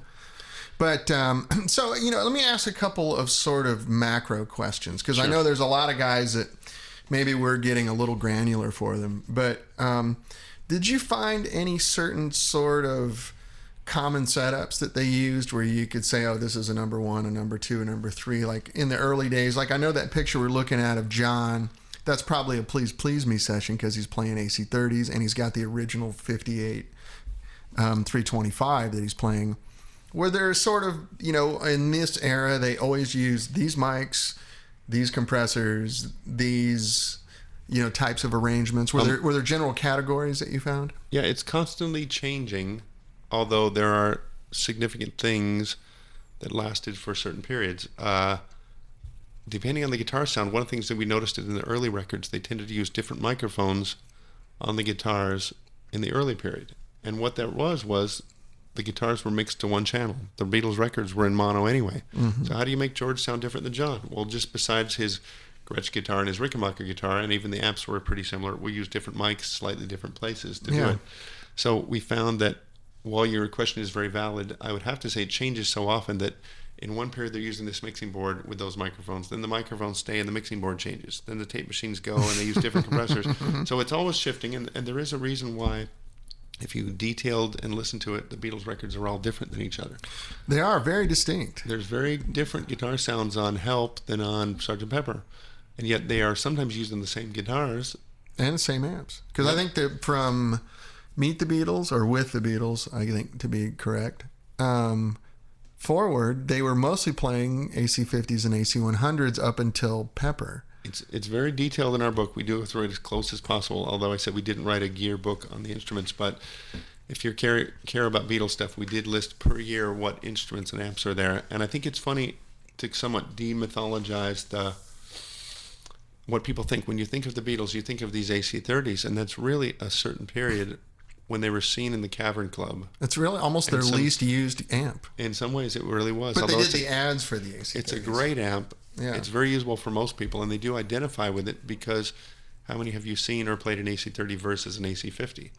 So even though the Beatles are playing AC50s on Ed Sullivan, you don't see them because they're behind the screen. They're playing AC50s at the Washington, D.C. concert. They are, and it sounds great. You can see them on stage there. They have the heads on the floor. Personally, that's my favorite Vox amp, but Me that's too. just my choice. It's funny you say that. That is by far my favorite. I love AC30s, don't get me wrong, but I have a 64 tube rectified AC50 and a 65 solid state rectified AC50, and their numbers are 25 numbers apart. But I know from box production methods that doesn't mean much. But So we're talking about the amps and the sounds of the Beatles too. I think it's important to note that one of the concepts of the Beatles was the Vox amps, and they certainly use them a lot. You'll see them all the way to the end pretty much, but the most used Beatle amp is actually the Fender Bassman, the cream face Fender Bassman, which starts out as a bass amp for Paul and then shifts over very quickly to a guitar amp, often for George. And then John likes Fender Deluxes and things like that. They were Fender fans. They kind of got Fender-centric towards the end. But talking to people about this, and especially Reg Clark, who was their artist rep, if you will, the guy from Vox who first gave them their amps and dealt with them the most, he told us, he said, basically Brian Epstein had made this gentleman's agreement, no contract signed, but just saying, as long as I'm their manager, as long as the Beatles are doing this, we will use Vox stuff in public. And that meant in the films, in promotional stuff, on TV stuff, they would use it. But when they were recording, they could use whatever they wanted. Right. So when they got a Fender amp in, or maybe rented a Selmer, they would have that stuff going. And then towards the end, after Brian dies, you'll see them on the rooftop playing Fender amps and things. Oh, so yeah. That's after Brian's gone. Yeah, that was an all Fender gig, I think. Weren't George and John both playing Deluxes? Yeah, and in January of 1969, when they're doing Let It Be, Fender had really been pushing them since about 1965, trying to get them to use Fender gear. Because the Beatles are huge in 1964. Why wouldn't Fender jump on that? Yeah. Well, they were trying to. They even came up and tried to smooze them at Hollywood Bowl, and they wouldn't have it. I've read that story where, I mean, it was, what's his name? Randall. Yeah, Don Randall? Don Randall. Yeah. And he almost, like, overstepped his bounds. He was being so hard about it. I've heard the local mythology about it, where to the point where he pissed everyone off. Like, okay, we're not going to play the stuff. Sorry. Yeah. But Epstein and other people were angry with him to the point where I think I heard he wasn't welcome around for a while. That's what I've heard too. It was counterproductive that he pushed so hard to give them Fenders. Yet the Beatles did like American instruments. Certainly since the day one, they grew up with those people playing American instruments. They wanted to have them. And they did sound good. As we know, there's all kinds of good stuff from England and America. Oh, absolutely. But certainly, even just getting Paul to have a Fender bass took a long time. Yeah. Yeah. And they ended up buying their Strats and things from shops in England rather than getting them from Fender, which they certainly could have done. Yeah. Well, they could have bought Fender. Yeah. But, yeah, it's interesting. It's funny you mentioned that, like the blue Strat that everyone associates with John. Last time I was out at the custom shop, I was there as a guest of Chris Fleming. And he goes, "Oh yeah, you're a Beatles guy. Do you want to check out one of the Sonic blue Strats we made? They're supposed to be just like the ones that John and George had." And I went, "Sure." And we went around the corner, and there's like 160 of them on it. Wow. And I was like, "Chris, it's not special now." Yeah. I played 15 of them, and they were fantastic. But it's an interesting thing. In my life, I've had the chance to play two Beatles real guitars. One was George's J160E. Wow. And I would say it was terrible. Those were kind of junky guitars, weren't they? And it was wonderful to be able to strum it. I was like, wow, that's cold sounding, hard and dull, but it made those great records. And then I got to also play one time George's Rosewood Telecaster used on the rooftop concert, and those are generally dogs, and it was fantastic. Was it? But I know George gave it away. Didn't he give that to Bramlett? Delaney Bramlett, yeah. And I mixed a Delaney Bonnie box set that's out. It's a live thing with 5 or 6 shows on there. And in one of them, he talks about, I get this guitar from George Harrison, and he gave it to me because he doesn't like it. And it was too heavy. Right? And they're generally very cold, but this one was a really good guitar. Didn't it weigh like 15 pounds or something? Not terribly, but there's a lot of heavy guitars I like too. So yeah. Well, that's funny. Yeah, George was not a big guy. I imagine that was a heavy guitar to schlep around. And given the choice, there weren't as many guitars. There certainly was no Guitar Center available where you could walk in and see 500 guitars or even try stuff out. There was a very limited range of what you could know or buy with a guitar. And they certainly, if you look at the stuff they had, they were pretty consistently, they liked their own instruments and they kept them around. Yeah, like whatever they seem to get along with, they're happy. So Doug Guillaume here says, "Brian, I just ordered your book. Great show today." Thank you, Doug. That's nice. Well, we've been kind of talking for a little over an hour. Maybe you guys have some questions in mind. I know you're probably wanting to ask a few things. Yeah, and we can keep going for a while, Brian, as long as you're available.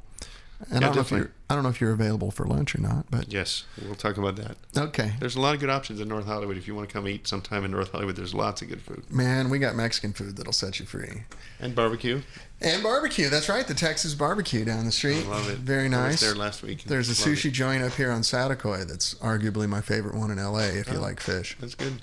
And Indian food, my favorite Indian restaurant in the world is here in North Hollywood. Which one? It's at Salome Salome on Lancashire. Yeah, I've been eating there for 20 years. Me too. It's fantastic. It's really good. And I love the pace of that place. Mm-hmm. When you walk in, all of a sudden, there's no clock. Quiet.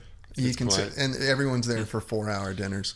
I'd never had Indian food before I went there many, many years ago, probably about 20 years ago. I grew up in San Bernardino, California, which is not the most eclectic thing. There's a lot of hamburger joints and a lot of Italian restaurants, but I came out and I thought, what's Indian food? Did they have bugs or what in their food? Worms? I don't know. And it was just potatoes and chicken and all the big good stuff. It was really rich. Good. Yeah. And then in all these trips to England, of course, doing this book and working with the Who and things like that, I would go to England and spend months there. And Indian food kind of is like Mexican food in California. Exactly. Or Every Italian two streets, food, there's or Italian food in Chicago. It's like it's everywhere you go. It's kind of the national food in a way, but I found some really good restaurants there, but over time I came to appreciate this one the most, and all my English friends love to go with me because it's such a good place. Yeah, it's true. My same thing for me. I had never experienced Indian food till I moved to London, and then I tried all the local London fare, which I wasn't real blown away with things like an English breakfast. Yeah. I mean, I do like shepherd's pie, but most English food is not fantastic, and you should try Indian food. And I was a scared kid from Missouri, and then I ended up eating Indian food every day. I used to drive a truck for a catering company in London, and it's been over 20 years, so now I can say I did it without a work permit. Wow. And I delivered sandwiches. Yeah. And even to the point of like chicken tikka sandwiches. So good. Oh my God, that stuff is fantastic. Now we might have to go to maybe Salome. It's just right down here. Maybe people are learning something today because there's all kinds of good stuff that I learned about late in life just by being a little more adventurous, and creativity with food is not a bad thing too. Oh, I love it. Yeah, I mean, I grew up in Missouri, which is probably a lot like San Bernardino. Tony Roma's is the most exotic place where you can get chicken and beef on the same plate. Vegetarians eat fish. There's a place in Los Angeles you probably know called Roscoe's Chicken and Waffles. Oh, yeah. It's very famous, and there's a few of them here, but that's basically what they serve is any kind of waffle or any kind of chicken mixed together, and you have them both. That's all they serve. They don't have steak, and they don't have hamburgers. Yeah. It's funny. It's hilarious. So Bob Dragich says, go to Salerno's and say hi to Madeline for me. It's Salerno's down on Riverside in Toluca Lake, right? They're really good. Oh, yeah.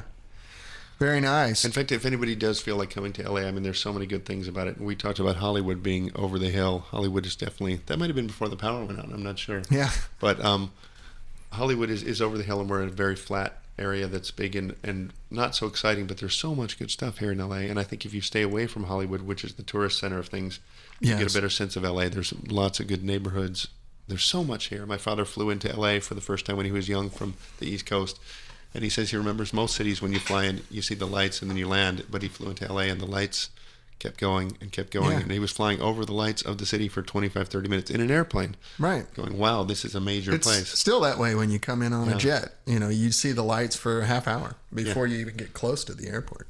Because it's the opposite of New York, where things are very tall and centralized. It's all very spread out here. So if you came to LA, certainly rent a car or you won't get anywhere.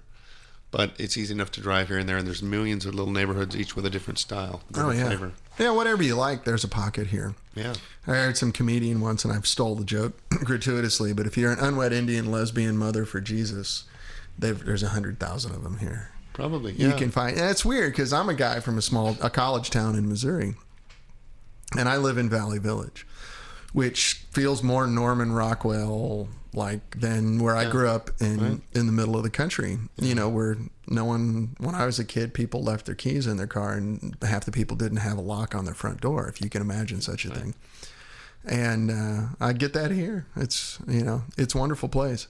And I think if people come to LA, and I had a relative just come out recently, we went to all the non-typical tourist spots, but there's so much to see. If you're into music history, you just come into LA, and you can certainly drop at Guitar Center and see a million guitars in the vintage stores around. Oh, yeah. But you can also type in, where did Van Halen record the records? And you can drive right up to that studio and see the studio. You can't necessarily go inside it, but all these things that are historically important, Sunset Strip with the whiskey where the Doors played and things like that, there's a lot of music history, very easy to get if you look up your own version of it. And it's still going on, I think.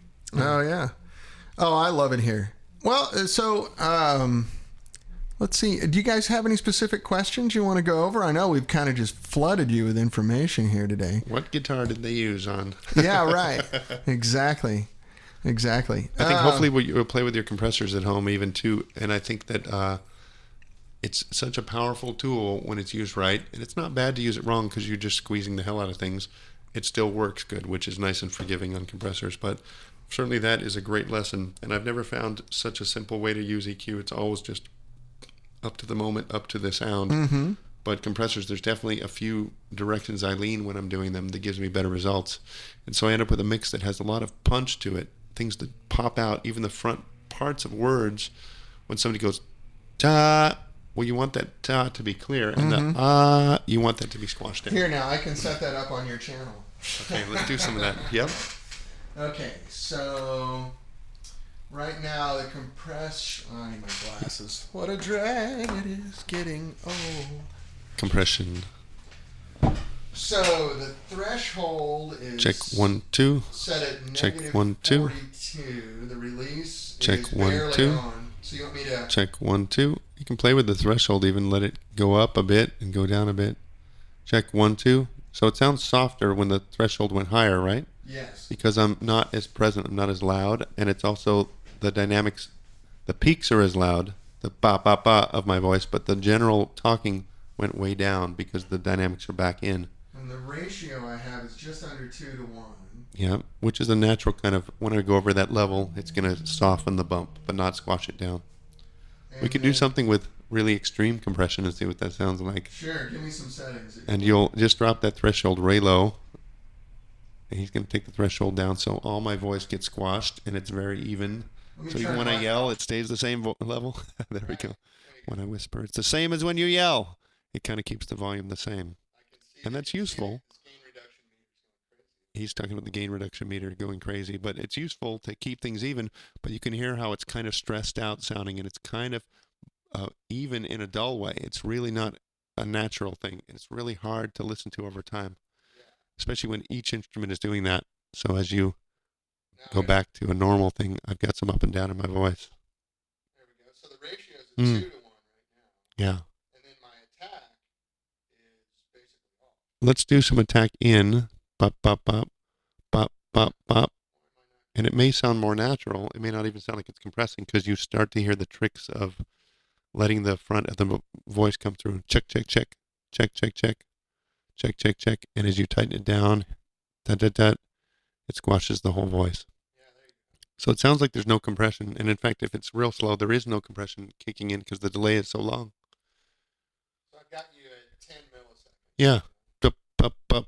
Chit, chit, chit. So you hear that little bite at the front of things, which makes vocals clearer, makes your guitar pick noise come out, articulate the notes or the crunchy chords you're playing. Especially drums and things, you can hear the cymbal attack, but then not the big whoosh of the cymbal. And then with the release. Yeah, let's do some release tricks. It's harder to hear, I think, on release, but that's how the sound is affected when it's. At 1,000 milliseconds. It's a very long release. 1 second. Check 1, check 1, check 1. Tighten it up. Check 1, check 1. To me, this sounds bigger and more present because the release is not keeping the compressor ducked. When I go to a quiet sound, it immediately goes back to no ducking, which means more volume, and the low-level stuff can be heard better. So release allows you to bring up the low-level stuff. It actually brings up, it seems like bass actually comes up as an effect. I just turned the gate off there. There we go. Now we're hearing room noise and stuff too. I get more mic bleed now. Yeah. But I'm going to turn that back on. Check 1, 2. Hello. And then, yeah, I've got you gained up pretty hard, 20 dB. Now what's interesting is the more you play with this, you'll find it affects things like even the bass end of things, as I just mentioned. Sometimes it seems like there's more low end when you've got the release turned down. The low end kind of thunks out a bit more. So you can get a good bottomy guitar tone if you like that warmth and that heaviness, whether it be a Marshall sound or something bluesy. By using less release time, it makes the low end kind of come up.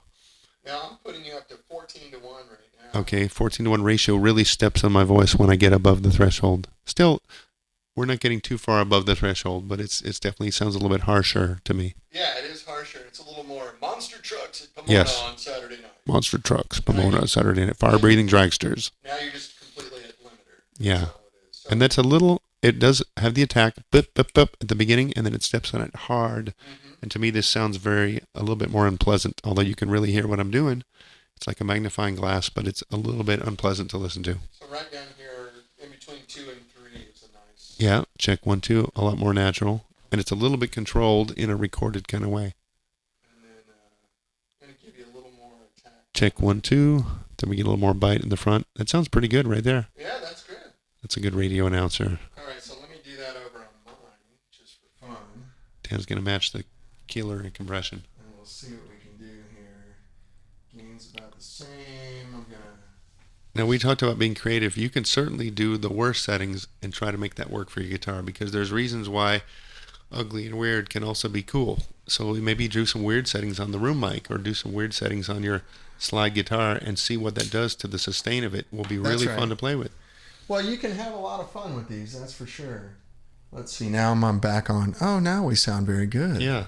All right, Brian. Professional. I learned something. And there's a traffic jam on the 405. But there are definitely some things about Led Zeppelin drums that you would not get without compression.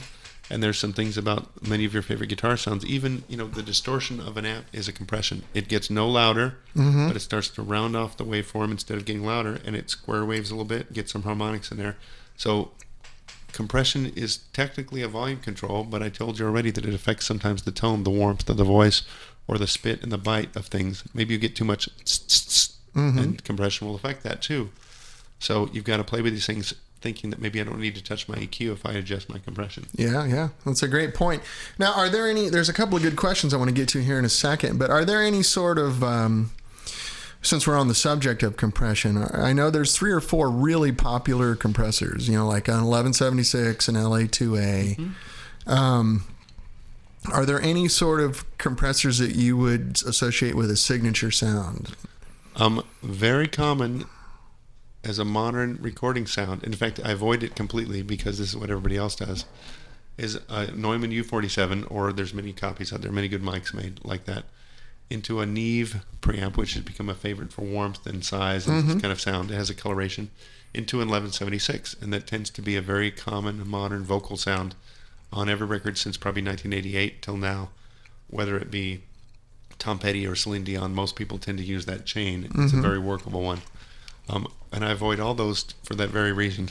It's just fun to have different sounds. Sure. Whereas if I listen to something like Sly Stone, Family Affair, it's a weird vocal sound, supposedly singing into the talkback microphone in his console.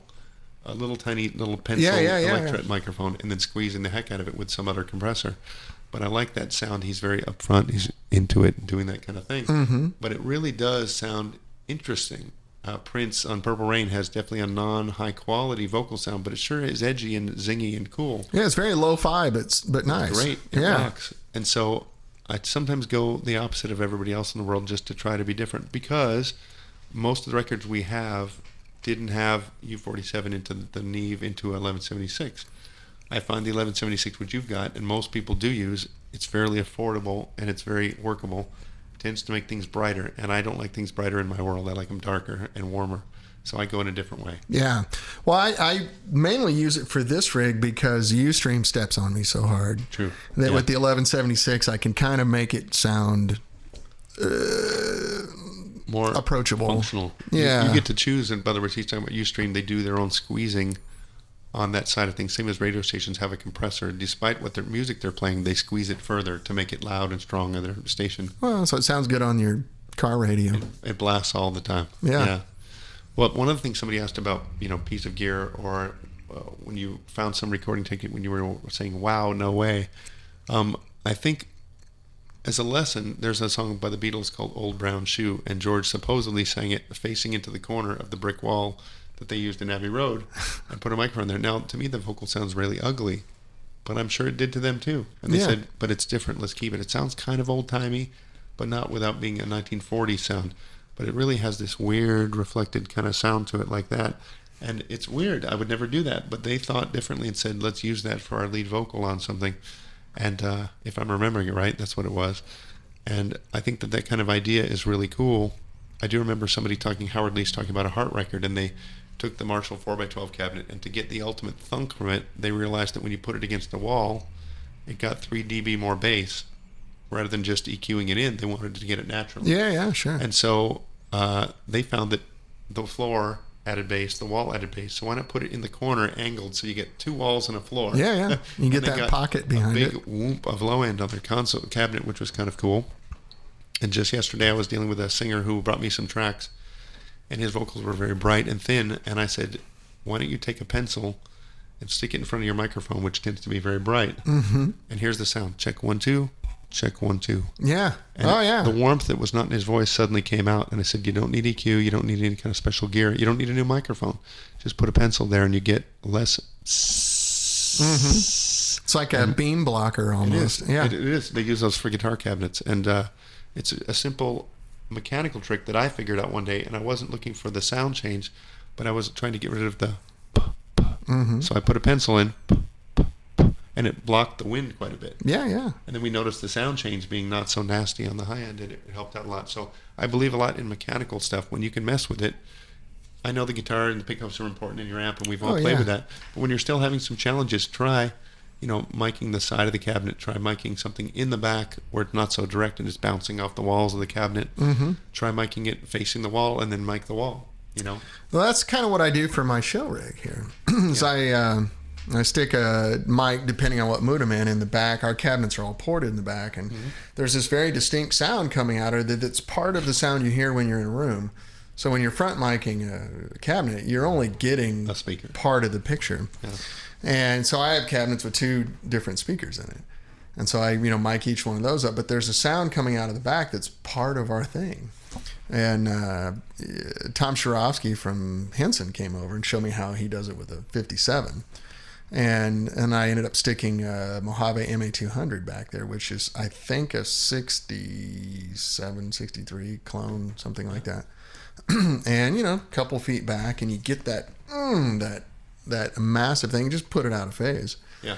And boom, it sounds like you're in the room. It feels like you're there. It's not adding anything that's not there already, but it's allowing things to happen that happen to the human ear. Like the resonance of the box and a little bit of the bounce inside the cabinet has a little bit of delay effect, maybe tiny, but something in there too. Well, there's the back movement of the speakers. Right. And we wire our amps, our cabinets in series. So both speakers throw at the same time. Yeah. And which increases the attack. Punching effect. Yeah. So I'm trying to get that out. But I had to learn that from an engineer.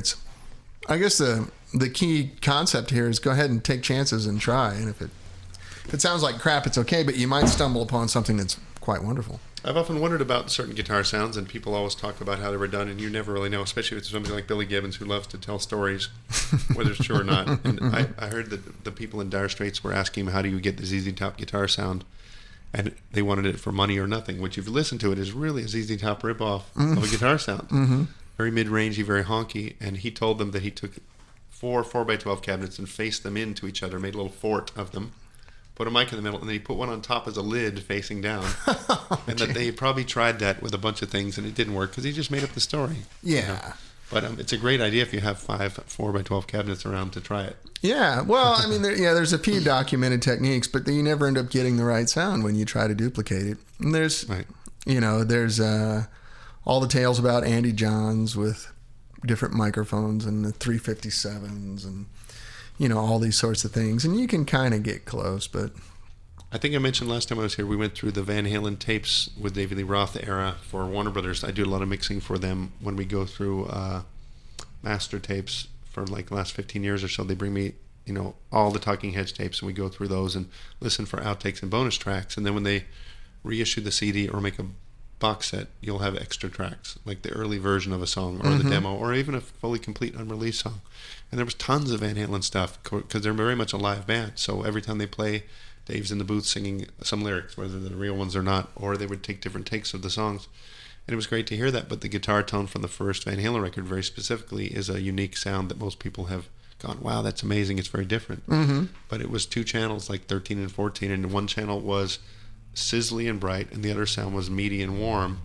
And people have told me it's just 2 different kinds of speakers in his cabinet. It's very likely something like that. Yeah. But when you listen to one, it sounds like Ed Van Halen. It sounds good. And you put the other one up, and that sounds good. But you put them both together, you go, there's that sound. Right. So it is the same guy with the same amp and the same guitar, but all these little things can make a difference.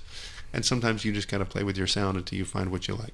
Well, that kind of underscores the point that I have to talk to people a lot about here is, you know, it's very hard to reproduce a record when you're trying to play at your house or Right. play on stage. And, you know, there's the art of engineering a record is something you can't just buy a piece of gear and get that sound.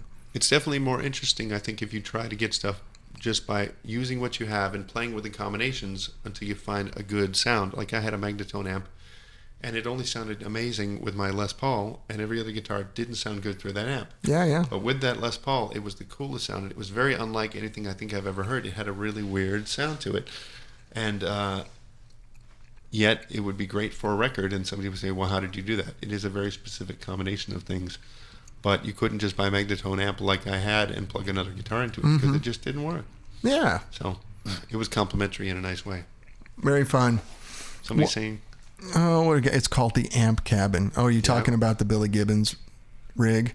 I like this question here, Bassface Josh, who has been very restrained on this show because he usually comes up with astonishingly funny vulgar comments that I can't say on the air, but I just spit my drink out my nose laughing. Sure. So Josh, you're being a gentleman. Thanks for that. How close would you say the software RS-124 is to the real thing? That's that Altec compressor we were talking about earlier, and they made a plug-in of 3 different versions. Again, it's very close to those 3 ones that they have at the studio now. No one knows exactly what they sounded like back in 1962 and 64 and That's 68. True. Yeah. They may have aged, they very likely have aged and changed, but they're all 3 good and different. You should really try them and see, because most people I know that have tried that plug-in said it's their favorite compressor, period. And I have a replica someone made who's not available anymore, but he made some really good replicas taking old Altecs, just like Abbey Road did, and then ripping them apart and using the components and then building a replica. You think it's pretty faithful? And the one he built is very faithful, and I've even played with a few originals, and they're all still different from each other. So there is no exact one, but it's very correct and very close, and it is a fantastic sounding compressor. But what I think is interesting about that is that the people at Abbey Road who were technicians were smart enough to say, that's a cool box, doesn't work very well, like a Fender amp. Let's modify it and do something cool with it. Sure. And they built one of the very best compressors ever heard by modern ears even. And then to this day, you can't really not buy many things that work that well. So certainly most of you have software. You can download the plugin and even try it, I think, for free maybe. Is it from... It's from Abbey Road. They make their own software. Oh, that's right. Right. So it's very easy to get. They make other boxes, like some of these EQ boxes we showed you. You can buy those and try them out. They sound different than other EQs. So it's just a question of sound, but some people said, that Altec is really a great sound for today's vocal or today's drum sound. Really cool. Wow. I think we should make those. Well, it's been thought about. There is, again, one guy doing sort of an obvious idea. There's the guy doing the non-original ones, the Listen Grove guy, and I think they're quite good, but you'll never find them. He's maybe sold 24 of them or something. But really? They're cool. Now I want to look while we're talking about it. No, I mean, I know guys here right in North Hollywood that are brilliant engineers. And, Mark, gosh darn it. Do you mean engineers like recording engineers or people that do design? Design engineers. Yeah. Like Mark Loffman over at BAE. They're right around the corner. Yeah. These preamps are all his. I'm good friends with, a lot of those people, and I think that we need some things that both use the best of what was out there, the history stuff. But you need to advance it a little bit. Yeah. That's what this one company was doing. Listen Grove, there they are. And so he's looking it up on the web. It's called the R-124 because it's Abbey Road really pretty. Yeah, and it's not an exact clone. It doesn't even look the same, but it looks cool. I'm going to put the link up here for the guys. My friend Hugo makes those, and they're very cool. And like I said, it's modernized for current situations. Well, that's very attractive to me because that's kind of the same philosophy I have with the gear. Yeah. Very much, yeah. When people design old amps, they were designed on different electricity and different tubes and different transformers and different caps and different resistors. And wow, what's the cost on this one? I don't know, and I wouldn't want to jump in there, but I'm sure there's something you can investigate. Write them an email and say, please. I think it's a few thousand, It's not many. It's not thousand. crazy. It's not crazy. The original Okay. ones, by the way, I think they made probably 2 dozen, maybe 3 dozen at the most originals, and they were not just in Abbey Road, but in a few other studios like France Uh-huh. or Germany. EMI had studios. We discuss it in the book. It's got about 4 or 5 pages in there about these histories. But I do know that one producer who was very smart bought 3 of them in the 80s from Abbey Road because they weren't using them. Yeah. We found them in the closet. And one of our favorite things is that they have resurrected some old gear because we've said, check that out. And now they're in use every day at Abbey Road. They're quite in demand. But the last ones I saw, the originals sold for $15,000 a piece. Holy cow. Those are from Abbey Road, though, so that's pretty cool. Very likely could have been or may have been used on the Beatles sessions. So there's some significance there. And considering what other things cost sometimes, it's very expensive for a compressor, but it's what the cost of some mics are, some guitars, whatever, that weren't at Abbey Road. So It's funny. I'm on Gear Sluts right now, $34.99, which is right in line with an LA2A or something like that. yeah. I'm on Gear Sluts right now, and people are freaking out about how much they love this thing. So Oh, that's good. that's from February of this year. I think there are, like I said, very few sold. It's a very much cottage industry. They make a few when people want them. And you know how that is with some app companies too. There's very people that have good designs, but they don't make many, and other people are cranking out thousands of something that is just okay. Now, there's also some talk here about a significant price drop coming down the pipe. So, Well, that's interesting. Maybe they found a way to manufacture more and make it more reasonable. you get a lot of buying power when you scale. Yeah, if you buy 100 transformers or 100 meters, you get them cheaper than 10. Well, I can give you an example. Like, and this is, Mercury Magnetics transformers. If you were to go buy, well, we don't buy off the shelf ones, but if you were to go buy a Marshall 50-watt transformer from Mercury Magnetics, it's hand wound with their silicon-free steel, blah, blah, blah, blah. It's like $400. Yeah. And if you buy 10 of them, it goes to $300. And then when you get to where you're at 150 piece pricing, they're like $120. Because they can crank it and do more, and it's easier. Well, they tool up and they dedicate a person to it, so half of it's setup time. Really true. And then they can just sit there. And then also people work faster and more consistently when they're doing the same thing over and over again. You don't have to relearn it and reanalyze what you're doing. That's Yeah. true. And so that's fantastic. Well, now I'm really intrigued by this compressor. There is a bunch of good stuff Chandler has been making for years, Abbey Road gear, and not all of it's based on Abbey Road, so you have to look at the description sometimes. But Yeah, their germanium preamp thing. and I That's use their really EQs. nice. Wade's a good friend of ours from the company, and he's been very nice to us too, because this book also sent him a lot of business. And he designs the stuff from around 1967. Abbey Road started getting away from tubes into solid state, and in 1969 they launched a full solid state mixing board, very state of the art, for the Abbey Road album. And those mixing boards lasted through Pink Floyd, Dark Side of the Moon, things like that. So those channels are famous sounding for being good sounding. They're beautifully big and rich sounding. They're not like a tube sound, but they're gorgeous sounding. And so he makes those channels and EQs and so forth. Some of them are based on Abbey Road design, some of them are not, but that's another company that did quite well with it, and they were officially licensed Abbey Road products, if you will. That's right. And they're approved by. Yeah, it's definitely a thing. Some of this stuff has never been made again, and Abbey Road has kind of chosen to go towards the software, which I think is sensible.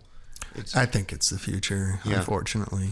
Well, I think there will be still some camps. I mean, I've heard of a modeling amp just this week. One of my friends collects vintage amps in England, and he says there's a modeling amp where you literally take your guitar tone from your favorite amp and you feed a signal into it, and it takes the output of your Fender Deluxe and then makes a replica of it, Right. and then you can have it switching on stage. Well, that's the technology that the guys at Line 6, et cetera, it was proprietary to them 15 years ago, and now it's getting where you can just do it yourself. You can sample and correctly sweep anything you want.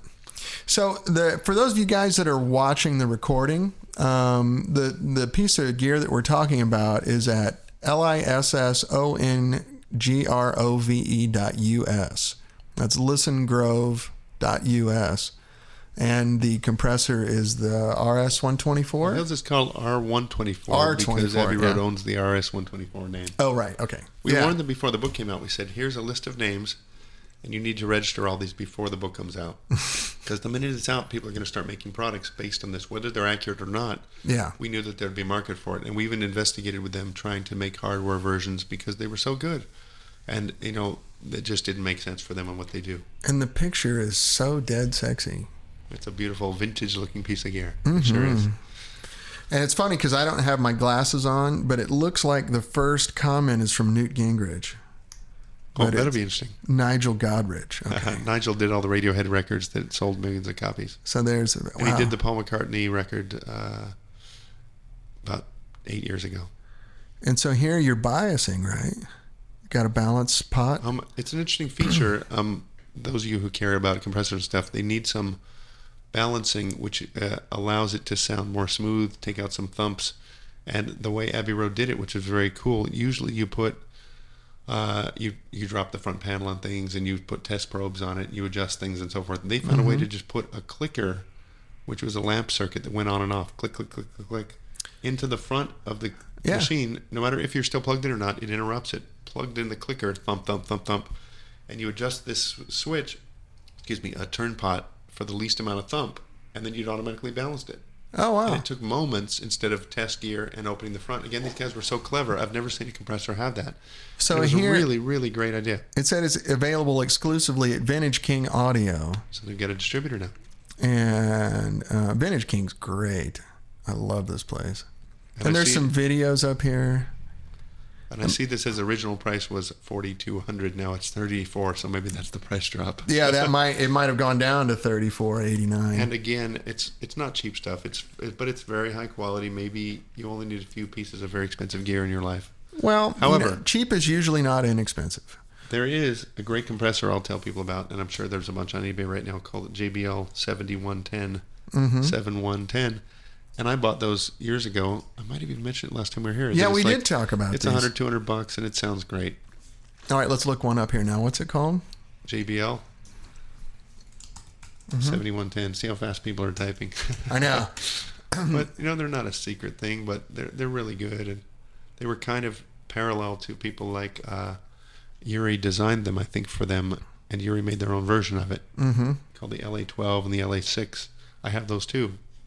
But I kind of like the JBL myself, and it doesn't do everything for everybody, but for guitars and vocals and bass, I really love it. $349 used on eBay. One of my friends is the bass player for Government Mule, and he bought one, and he says it's his favorite bass compressor. He uses it all the time. Oh, really? He's got a nice studio. Let's see. I want to see a good picture of this.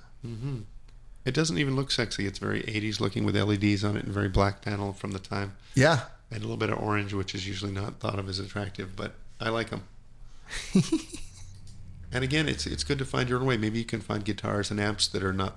Well, I mean, everything's checked out now, though. Everybody's tried every guitar, but... Somewhat, yeah. I mean, there's... You might find a weird Yamaha guitar from the late 70s electric that's fantastic. And I know Jimmy Page loves the 1970s Yamaha acoustic. Yeah, it's kind of weird. I think guitar players are more conservative. It's... Guys want to have a Strat, Tele, Les Paul. Yeah. And with amps, there's like 5 amps that everyone uses. And to step outside of that box, you got a Plexi, you've got a Deluxe, you've got an AC30, it's these 4 or 5 circuits that everybody says that's it. And so to go outside of that box is pretty hard. We found some interesting circuits that I'm a big fan of Ampeg amps with 7591s in them. Yep. Really cool mid-range sound that doesn't exist outside of that tube. Right. And you think about the faces and stuff like Stones, that. 70s Stones. Yeah, stuff. Mick Taylor era Stones. Yeah. That's all a lot of Ampeg stuff. And, it's really cool, but you have to sort of evolve them to modern muster. I see. Yeah. Which is, it seems like what your friend has done here with the 124.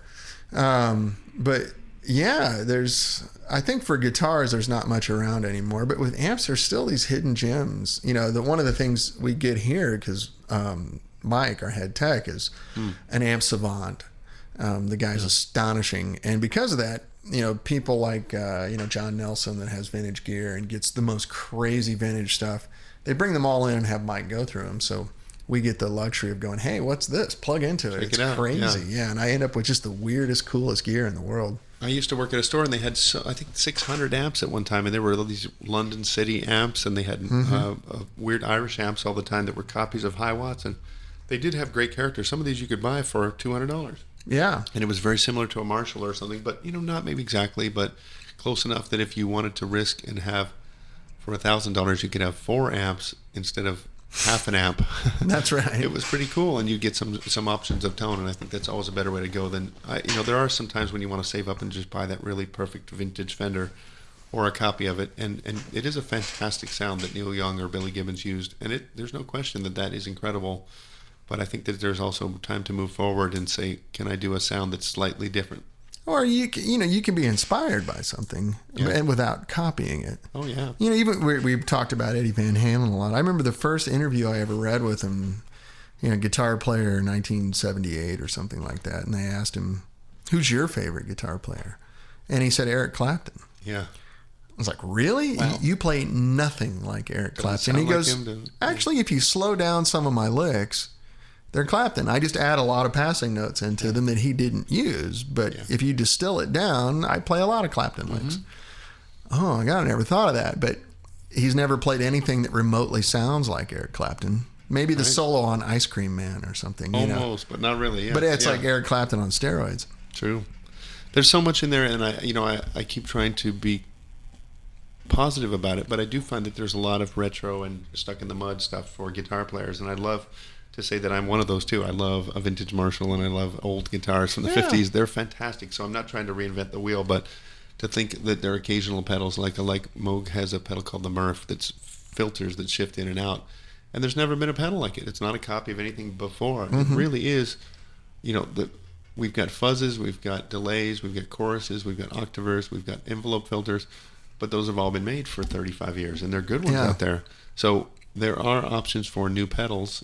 I've even told some people, in fact, the greatest idea for a pedal I've had in ages, but no one's built it yet, is a super fuzz box with a low pass and a high pass filter, so you can get a telephone sound out of it, right? Or suck the low end out of it, get a 60s fuzz, or suck the high end out of it and get a big bottomy bass sound. I'll make you one.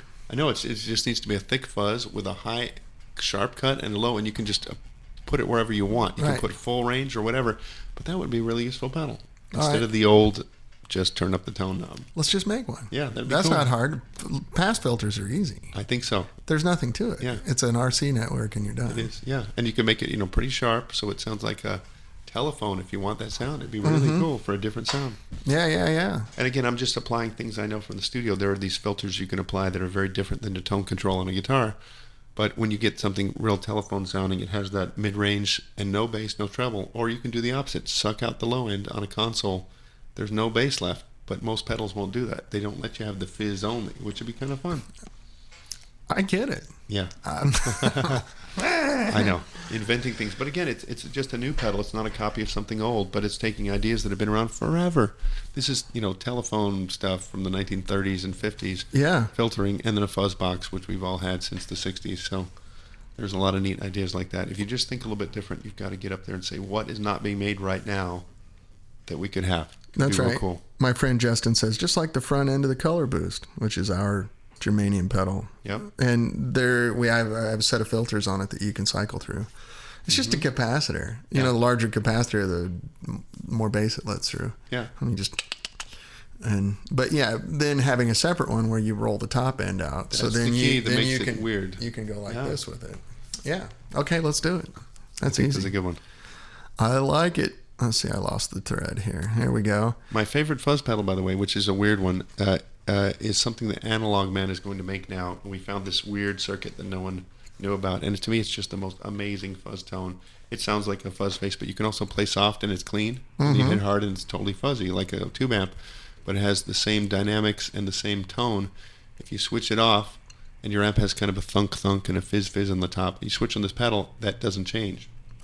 Which is very unusual. Yeah, the same bass end and the same treble out of a thing. So if somebody's doing live sound, you won't have to worry about this guitar tone changing. So Analog Man has built the circuit. We played with it for a while. I think it's going to be called the Marble. And I've given it to a bunch of people, including Dumble and other people. And Dumble even said, that's the best fuzz pedal I've ever heard. And I was like, that's good. Bring one over. So it's pretty cool. Yeah, right on. We're still figuring it out, but it's definitely, I don't like pedals as much as some people do, but I like them when they're great, and this one really does work for a basic guitar tone. It's really cool. Sometime. Yeah. All right. I'm on your beta test board. So good. Yeah, bring it over. Now, which brings me to another subject. Last time we were here, we talked a little bit about your other project that you're involved with. Is there anything else you can tell us about that? Oh, wait, there's 17 projects this month. The one with Jim? I know. I think we should just mention it briefly. It's a concept to have a museum of the guitar, just for guitars, modern guitars, and to make it a major thing, but also to be different than other museums. But we'll get into the details of why that would be. There are people doing things like that out there, but we're doing something maybe different. Yeah. And so we're trying to align with people who are well-known and people who have finances and people who have collections. And we've already done a lot of that already. It's been about a 2-year project already with some people in the background working hard. And it's growing, but I think it's a very good idea. There are museums about chainsaws and barbed wire out there.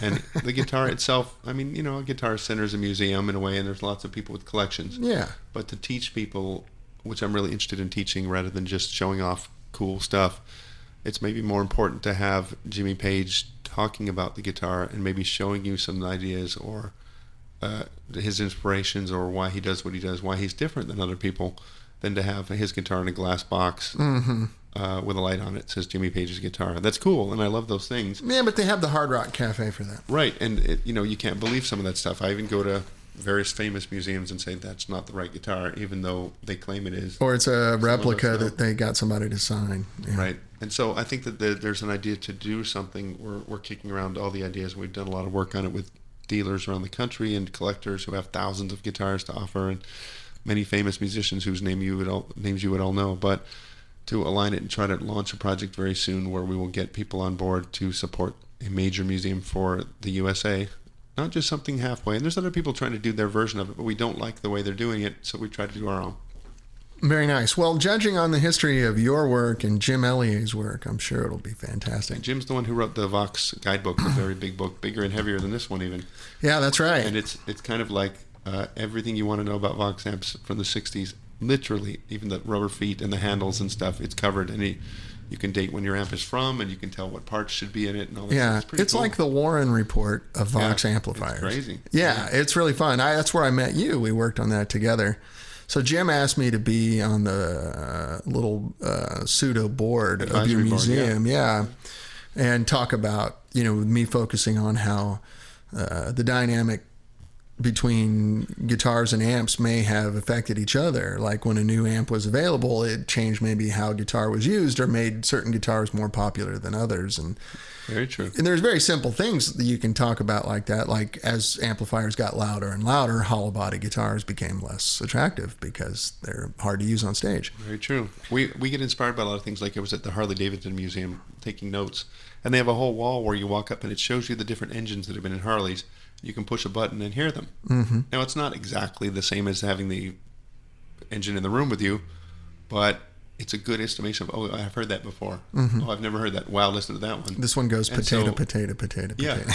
And you could do the same thing with amplifiers where people say, I know what an AC30 is, kind of, but there might be a way to even route, a basic guitar being played 2 or 3 or 5 different licks on different guitars into different amps, and the actual amp could be there, which would be amazing. It's kind of hard to do a full stack Marshall on 10 without killing people, but you could do it in a way. Yeah, so there's lots of ways close. that, to me, that would be an exciting and somewhat fun demonstration of things like that, instead of just having an AC30 in a box and saying it was used on Beatles records. People do want to experience things, push buttons and touch things, and have that kind of modern museum experience where you interact with things.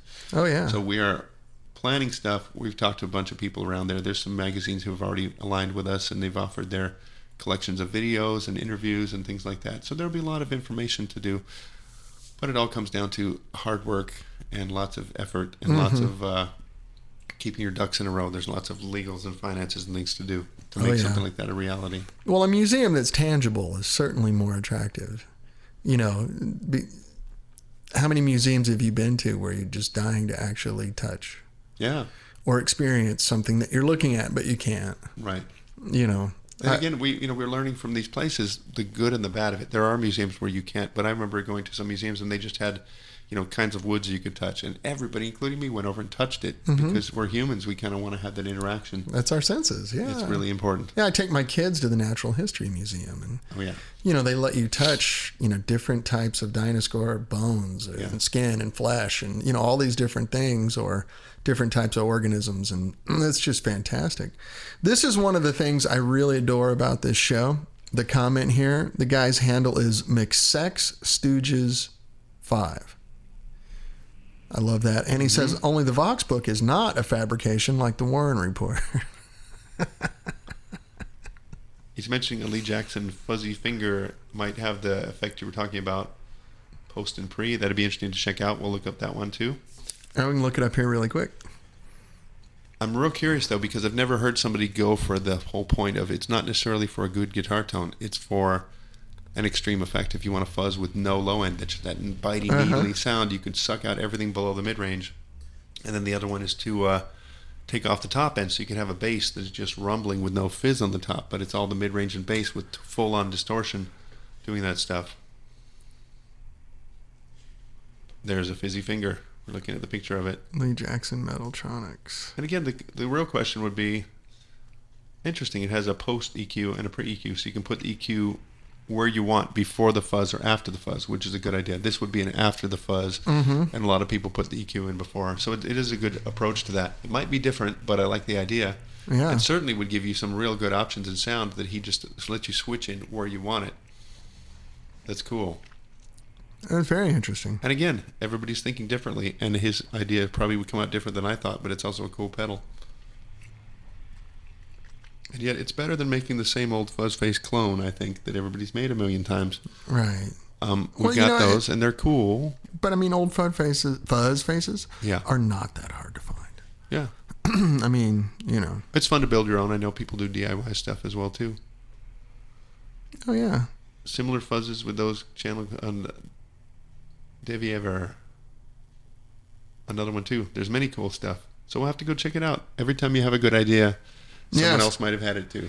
Well, there's a lot of good ideas that we can all arrive at independently. And even as you've said with a guitar like a Telecaster or an amp, you can vary it just a little bit, and it works for some people and not. This pedal I was talking about that we're doing with the Analog Man, there's a version of the EQ that I really love, and there's a version he really loves, and they're very different. Mm-hmm. And for me, the one he loves is just doesn't do it for me, and the old original simple EQ does it for me. Really does it. Yeah, yeah. So everyone's different. Well, I mean, I get a lot of grief, and you see, well, this one doesn't really have it, but, on a lot of my amps, I just put a tone knob on it. Yeah. But I want to have, all these knobs. I'm like, yeah, I mean, I can do that, but it does change the way it works. There's a character to not having a tone stack in the thing that is very special and neat, and all our tone knob does is just roll off treble, so. And it's thinking about it too. It's like there's a reason why we don't have 5 pickups on guitars and a million different controls. People have found that just doesn't work too much. Right. And most people don't use the tone knob on their guitar. I actually think a bass roll off might be more useful on a guitar than a treble roll off for most people. Absolutely, yeah. But people don't think that way. People don't do it that much. But there's we're all used to the way those things are. And the switches are always between pickups, but you can't necessarily click in a volume change or click in a tone change, which would be very useful on a guitar. Yeah, I always thought it'd be fun to be able to, have your tone and volume knobs set a certain way and then bypass them and not bypass them. Which is straight guitar and then go into that. Wow. Which is kind of what I do on the amps. That's what our bump control is. I mean, what we're really doing is you're presetting your EQ and then you can bypass it or not bypass it. Really good. So when you have your thing EQ'd down for rhythm or lower dynamic stuff, and then just taking the chains off of it, and let it just be, this is my guitar going into tubes. That's good. Is a great sound.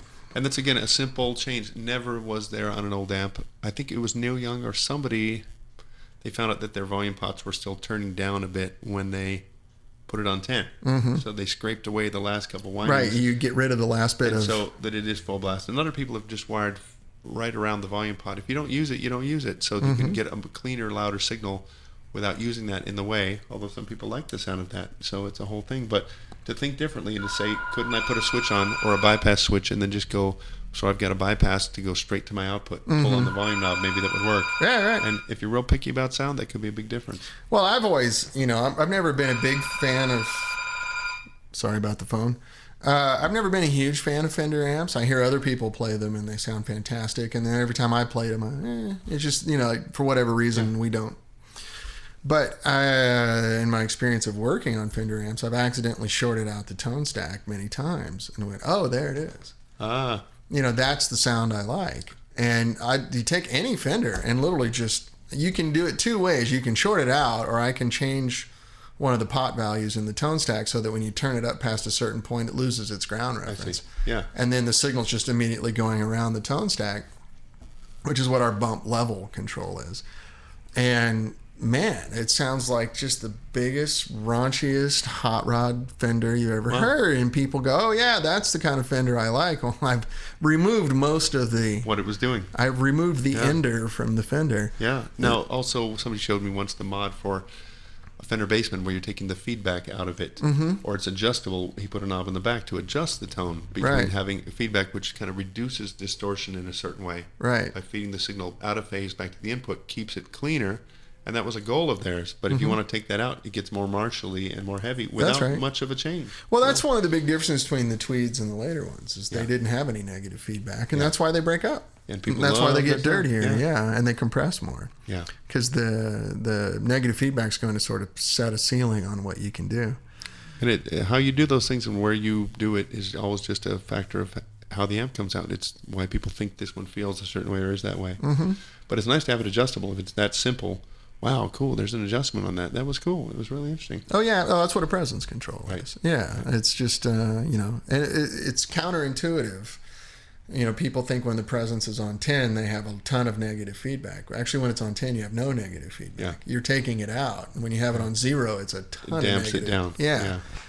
And it's very good. Oh, we're getting smart-ass comments here now. What is this? And there's a good execution. Yeah, that's very true.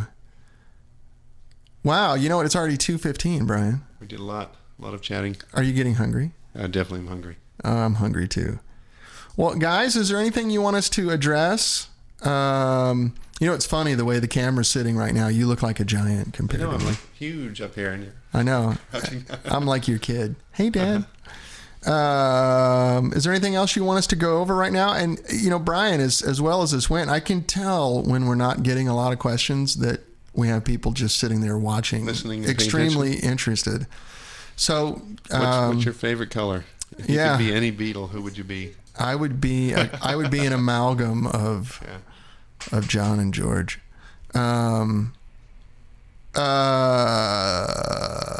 Well, so I guess I should extend the offer if you want to come back again in a few weeks. And yeah, we'll do something. It's so close, it's easy. I'd still really like to get your take on miking up guitar amps.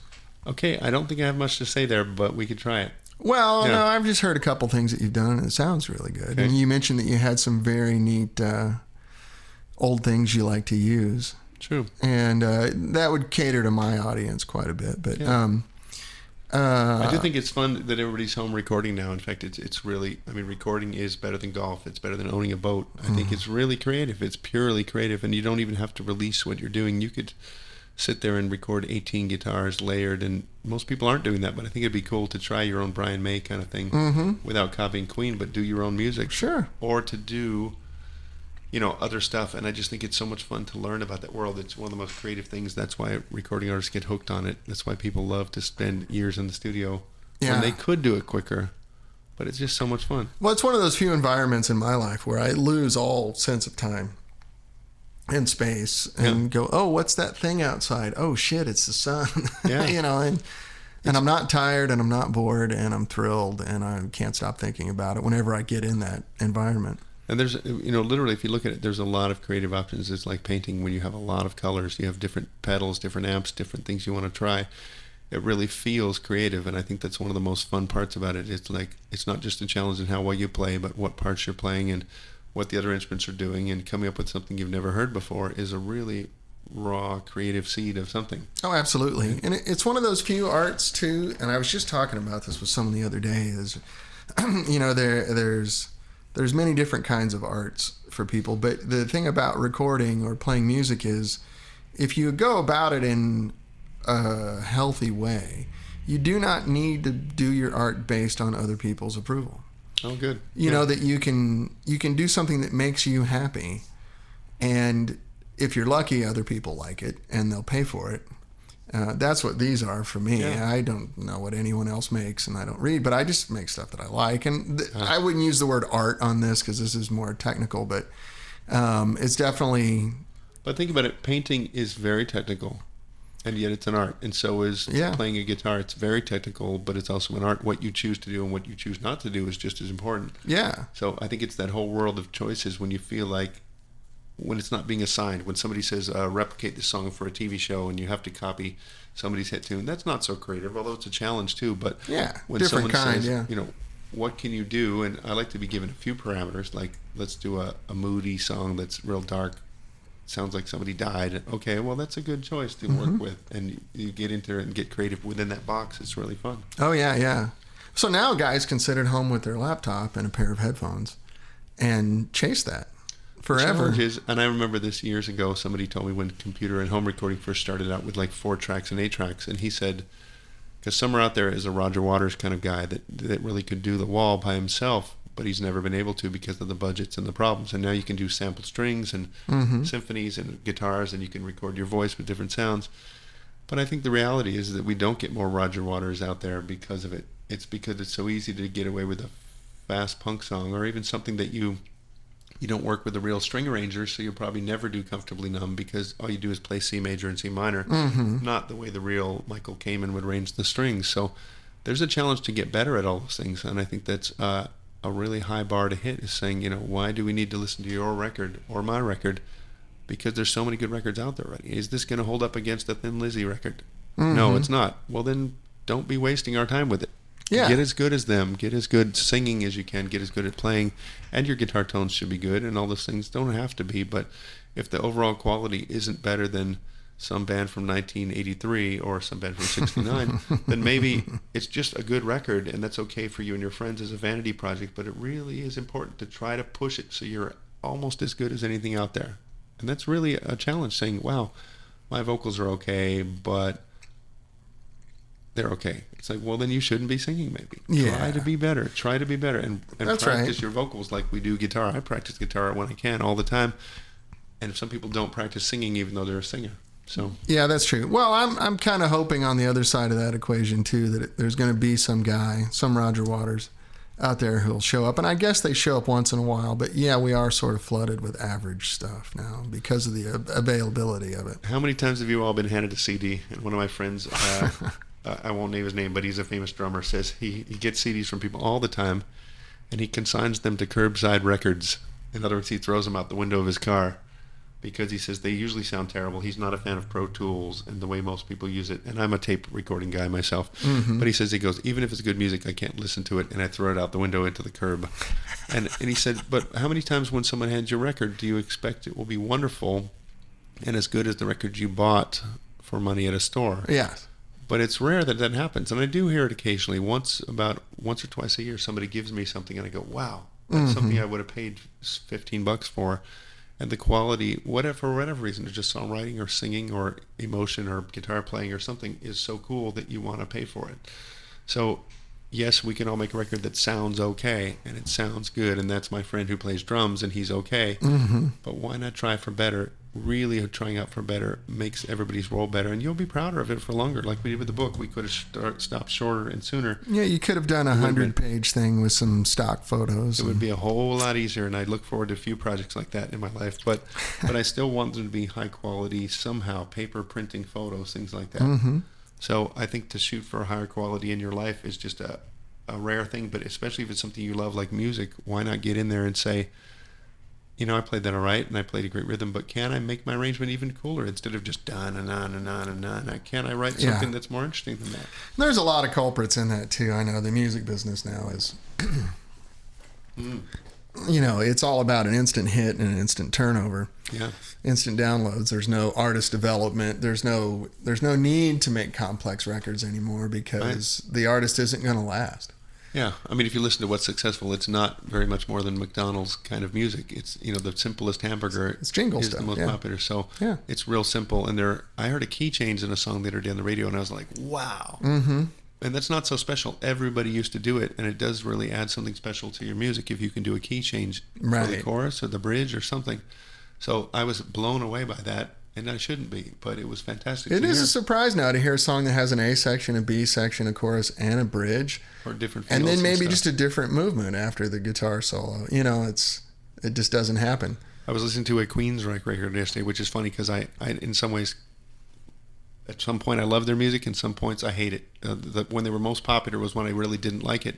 But their earlier stuff was a lot more creative, and they were kind of leaning towards Peter Gabriel in a way. Mm-hmm. And one of the records usually had like an intro section, and then a B intro section, and then a quiet verse, and then a huge chorus, and then another quiet verse. And there were all these sections like Black Sabbath used to do, or Led Zeppelin, right. where it just shifts moods. And Black Sabbath would go from like one of their heaviest songs, like Symptom of the Universe, into a jazz acoustic ending. Yeah. It was like, wow, or that's it's just, so cool. Just a different song halfway through.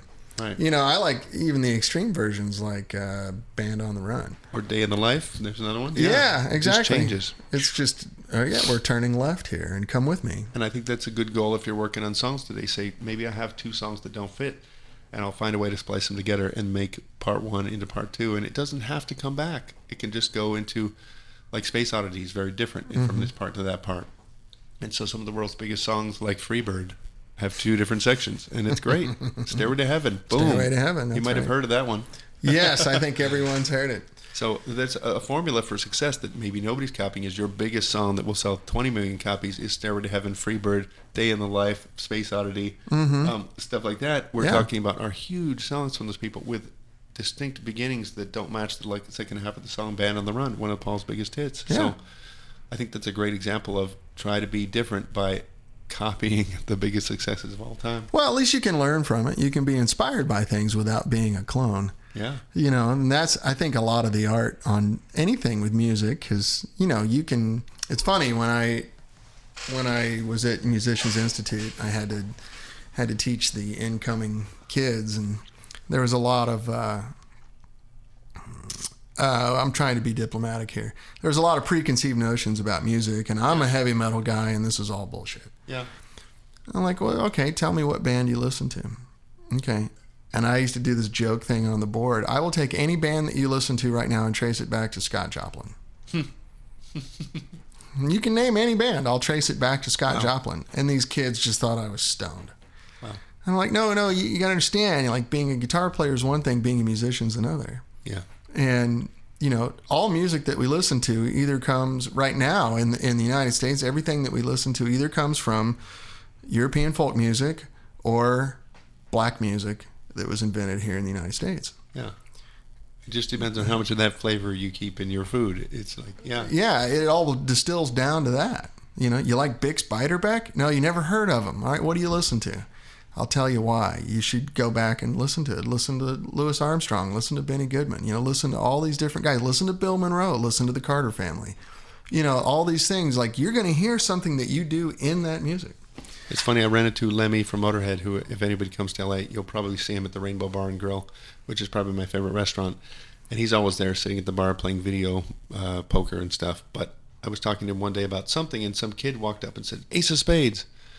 And I said, well, that's a good song. I mean, it's a great song. But Lemmy said, so what? I mean, it's been 35 years since he wrote it, and he's kind of tired of it by now. He doesn't hate it, I'm sure, but they've had a lot of good songs since then and so forth. I'm a big Motorhead fan. And then the kid says, well, you know, it's the best. And Lemmy goes, we've got other songs, but do you know any of them? And the guy didn't know any of them. And that's okay. I mean, that's what he knows Lemmy for. But and he said, well, what do you listen to? And the kid said, I'm into Rage Against the Machine. And Lemmy said, what else? And he goes, that's kind of what I like. And Lemmy said, well, that's good, but even they don't have much change in their music. They have the loud, soft thing, and they do what they do. But there's lots of good music. And I said, like ABBA. And Lemmy goes, I love ABBA. They're amazing. Yeah. And the guy goes, why would you like ABBA? And Lemmy says, because they have great songs. Yeah. They're great songwriters. And you can like anything that's not your actual And then I gig. said, and then I said, Frankie Goes to Hollywood. And Lemmy said, because he played with them. Did he really? He did. He loved their music, and he played with Frankie Goes to Hollywood, and he played with The Damned, which is punk rock. Yeah. Well, he's got his band here with Danny Harvey that's a rockabilly band. Absolutely. And they're fantastic. The Headcats, yeah. Yeah, they're fantastic. But his music that he really loves is probably not even what he makes. He loves rockabilly and the stuff he grew up with. Isn't he like a huge Little Richard guy? Yeah, big time. You know, but which if I had to pick a 50s thing, that's my thing, is Little Richard. His concept is, which is very good, he says, when you're young, that's what you like the most, and that's what stays with you because you have no filters up yet. Mm-hmm. So whatever you grow up with, whether it's good or bad, it could be, you know, the dumbest music in the world, could be, you know, Boys to Men or New Kids on the Block or Third Eye Blind or anything, you grow up with something, you're going to like it because it came into you before you had filters. That's right. So you'll appreciate it. And you have no backward lens to, compare it to, because that's another conversation you have a lot. Oh, music was better back then. You know what? Pull up the top 40 on any week since they've been doing the top 40. 37 of those songs are complete shit. Could be, yeah. Except for the odd week when the Beatles had the top 4, but... there's Elvis, always been a lot of dumb songs out there, and a lot of been popular dumb songs too. Yeah, but after a certain period of time, you can look back and go, "Here's a big catalog of great music over my life." So music must have been better back then. But if you actually go, when "You Light Up My Life" was number 1 for 17 weeks, that's also when "Dark Side of the Moon" was out. But it wasn't played on AM radio, or it wasn't a big hit on the radio. So it's just it's all right. I do think there's tons of good music out there. I just can't find it right now, which is hard. It's a really big challenge with all that information. Well, we're grown-ups. We don't have time to sit around and listen to the radio all day. Well, even the radio is not where I would find the music I like. Search the internet. Yeah, true. Yeah. I found some stations recently. College stations started playing stuff I like, and I've never heard it before. I have to check it out and find it. But it used to be more common that you could find stuff. And I do dig, and I go to shows all the time. I love to go to clubs because that's where it tends to be, not in a big arena. I have this app that you should know about. You probably already have it, called SoundHound. I know about it, but I have not used it yet. Because I have young children, so I'm out in public doing young children things. Yeah. That's it right there. And whenever you hear a song, you can hold it up, and it'll tell you what it is, and the lyrics will go by, and then there's a button, buy it now on iTunes. Yeah. And I hear so much good music out if I'm listening for it. If I sit down at the computer trying to find good music, I have no luck at all. True. Now, I wish that maybe somebody can invent this, because there's a version of it on Amazon. If you buy a book about telescopes, it'll recommend 3 other books you might like. Yes. Based on what people did. And I think there's a big future in that if we could get to the point where it's not available on Facebook, but it should be a part of that. iTunes has a little bit of that. If you went in and said, my favorite bands are Black Sabbath and Queen and the Beatles and The Who and Led Zeppelin or whatever you like, or it's punk rock bands or whatever, it'll recommend things that you probably would like. And it may not get it right, but the more you do it, the more accurate it would get. Yeah. And I love that kind of stuff because it could be true for films, it could be true for books. I would love to find more books that get along with what I like, but I read so sparsely that I find a good book here and there just by random, and it would be great to have it. So maybe somebody can develop that it would be a wonderful website. I would pay for it if I could list my favorite films, my favorite restaurants, my favorite cars, my favorite people, and it would recommend new people to meet on Facebook, or recommend new movies for you. And you probably won't like that, even if there's really good ways to do that. But as a whole lifestyle thing, it would be a wonderful thing. What cities should I visit if I like Hamburg, Germany, and New York, and Chicago? Like, what cities should I go visit? It would be really cool. Opelika, Alabama. Haven't been there yet. Not yet. Very good. Well, here we are at 2:30, and I am getting starved. Somebody here says, check out the Music DNA Project. Okay. We'll do that. There's probably that probably indicates the source of a lot of things. Yeah. Sounds yeah. good. Yeah. Well, the title, the name of it seems to make sense for what you're talking about. Well, very nice. So, guys, once again, today is June 27th. Oh my God, July 4th is next week, isn't it? I know. Quick.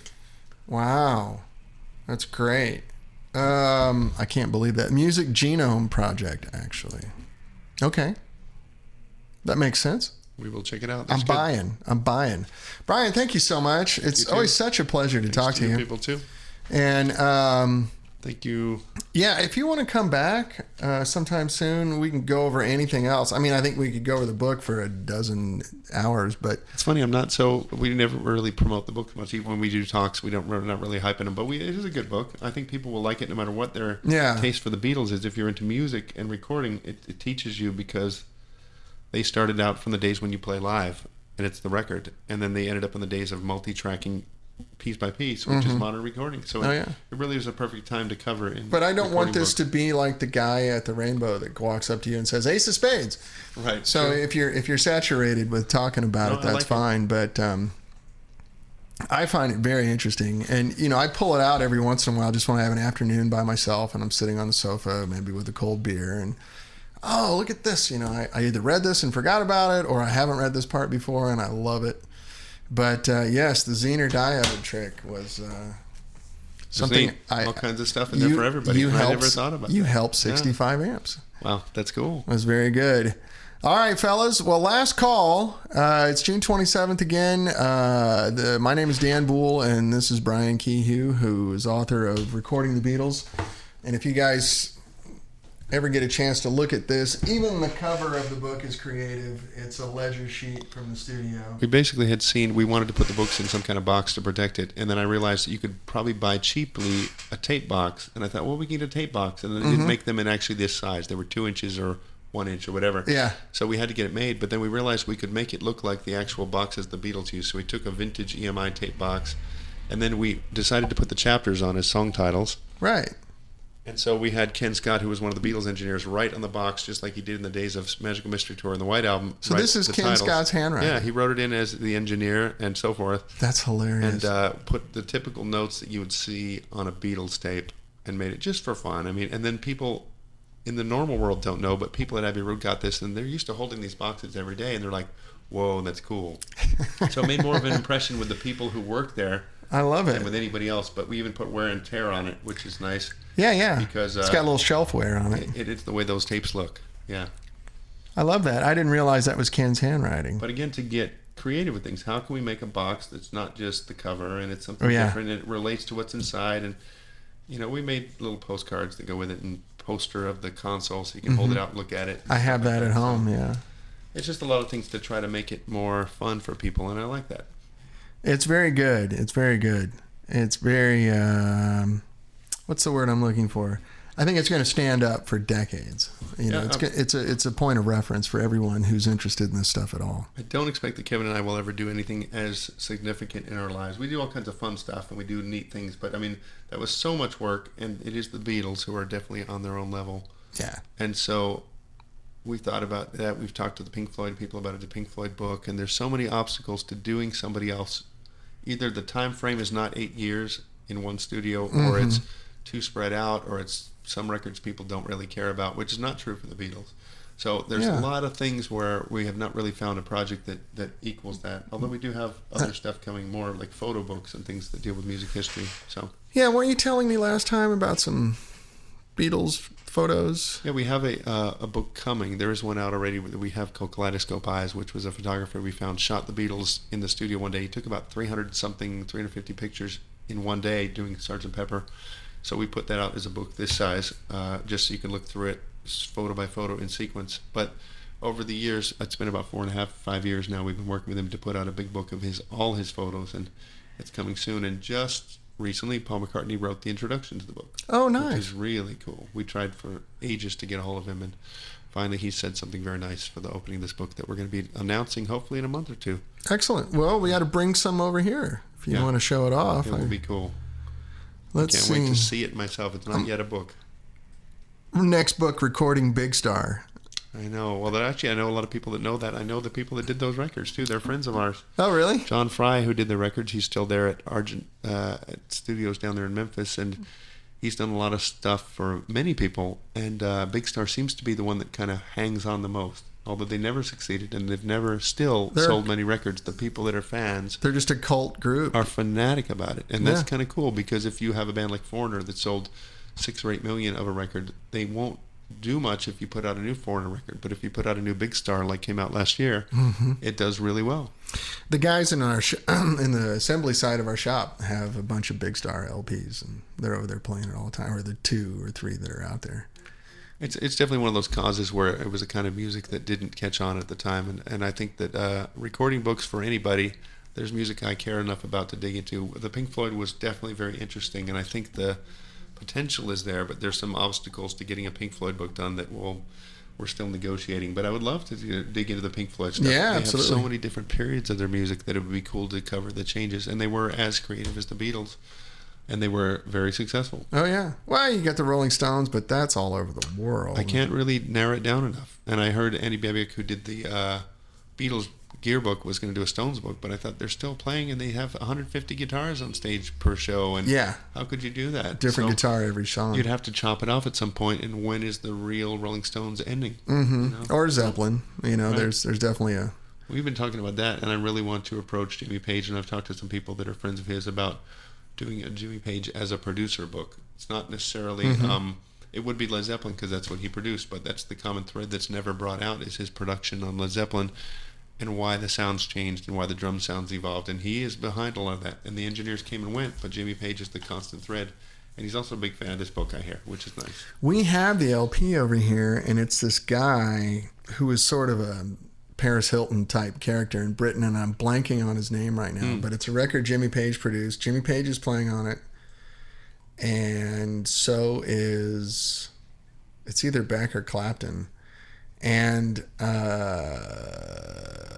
John Paul Jones is playing bass, and Keith Moon is playing drums. Wow.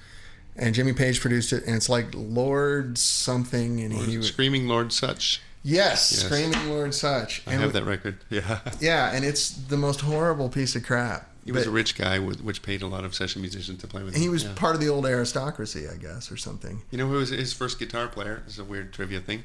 His first guitar player was a young, shy guy named Richie Blackmore.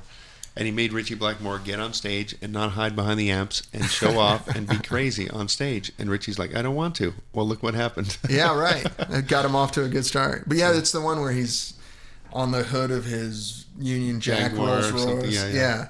And it's a hilarious record. And he's the worst guy in the band, but it's Jimmy Page. Produced the whole thing. He must have had an astonishing amount of money to get those guys to play on that record. Yeah, definitely did. Screaming Lord Such. Well, we're going to leave you with that, as they say on Top Gear Bombshell. Not recommended listening. Yeah, see if you can find it on YouTube. Don't pay money for it. But anyway, so thank you again, Brian. It's such a pleasure to speak with you as always. And we will see you hopefully very soon. Brian and I are off to maybe go get some barbecue. Something good. Does that sound good? I think those fish joints closed now. I love the barbecue place. Barbecue. Swinging Door Barbecue. The Swinging Door. That's right. That's right, baby. And it's the funniest place. Have you ever noticed something weird about this joint? Okay, we're in LA with very strict laws about pollution, right, and everything else. This place, the parking lot of the Swinging Door, is a gas station. Yeah, you're parking at the gas station to go there. And they have an open flamed wood cooker in the parking lot of a gas station in LA. Yeah. I mean, you couldn't smoke a cigarette in the parking lot of a gas station in LA without getting written up. These guys have an open wood barbecue in the parking. One of those big black barrels with the smokestack on it. That's it. So I'm guessing that the LAPD probably eats there for a discount. Somebody must. But who cares? Because if it all blows up, we'll be happy. Anyway, thank you, Doc Electric. Thank you, Doug Guillaume. FS7, Frank Storhalter. No, it's not your last name. FS75 is the guy that made this logo that's here on my shelf. Nice. Beautiful. Josh and Blaine and Justin and all you fellers, thank you so much. I know it's been a very long show. I'll have it up on YouTube right away. And then I'll put the link up here in about an hour. This one's going to take a long time to upload. So. Congratulations if you made it to the end. That's right. For all of you people, we've got 11 people that seem to have made it all the way through.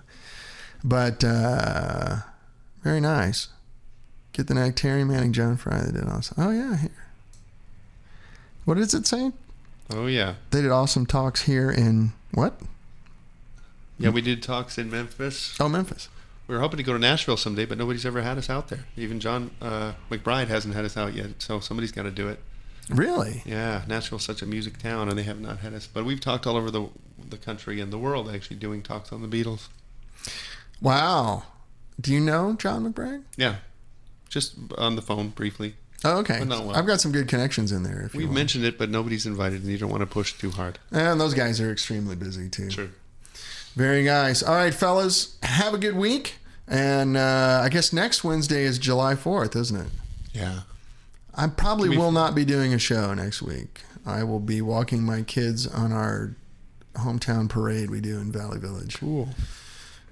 Which, if you need a piece of Americana, come to Valley Village, California. The LAPD escorts us. It's 1,000 people dressed up as Revolutionary War people. Wow. And we march down to Valley Village Park and barbecue, and real estate agents buy us Wiener Schnitzel. And that's good. It's really fun. And then everyone gets astonishingly drunk and stumbles home. There you go.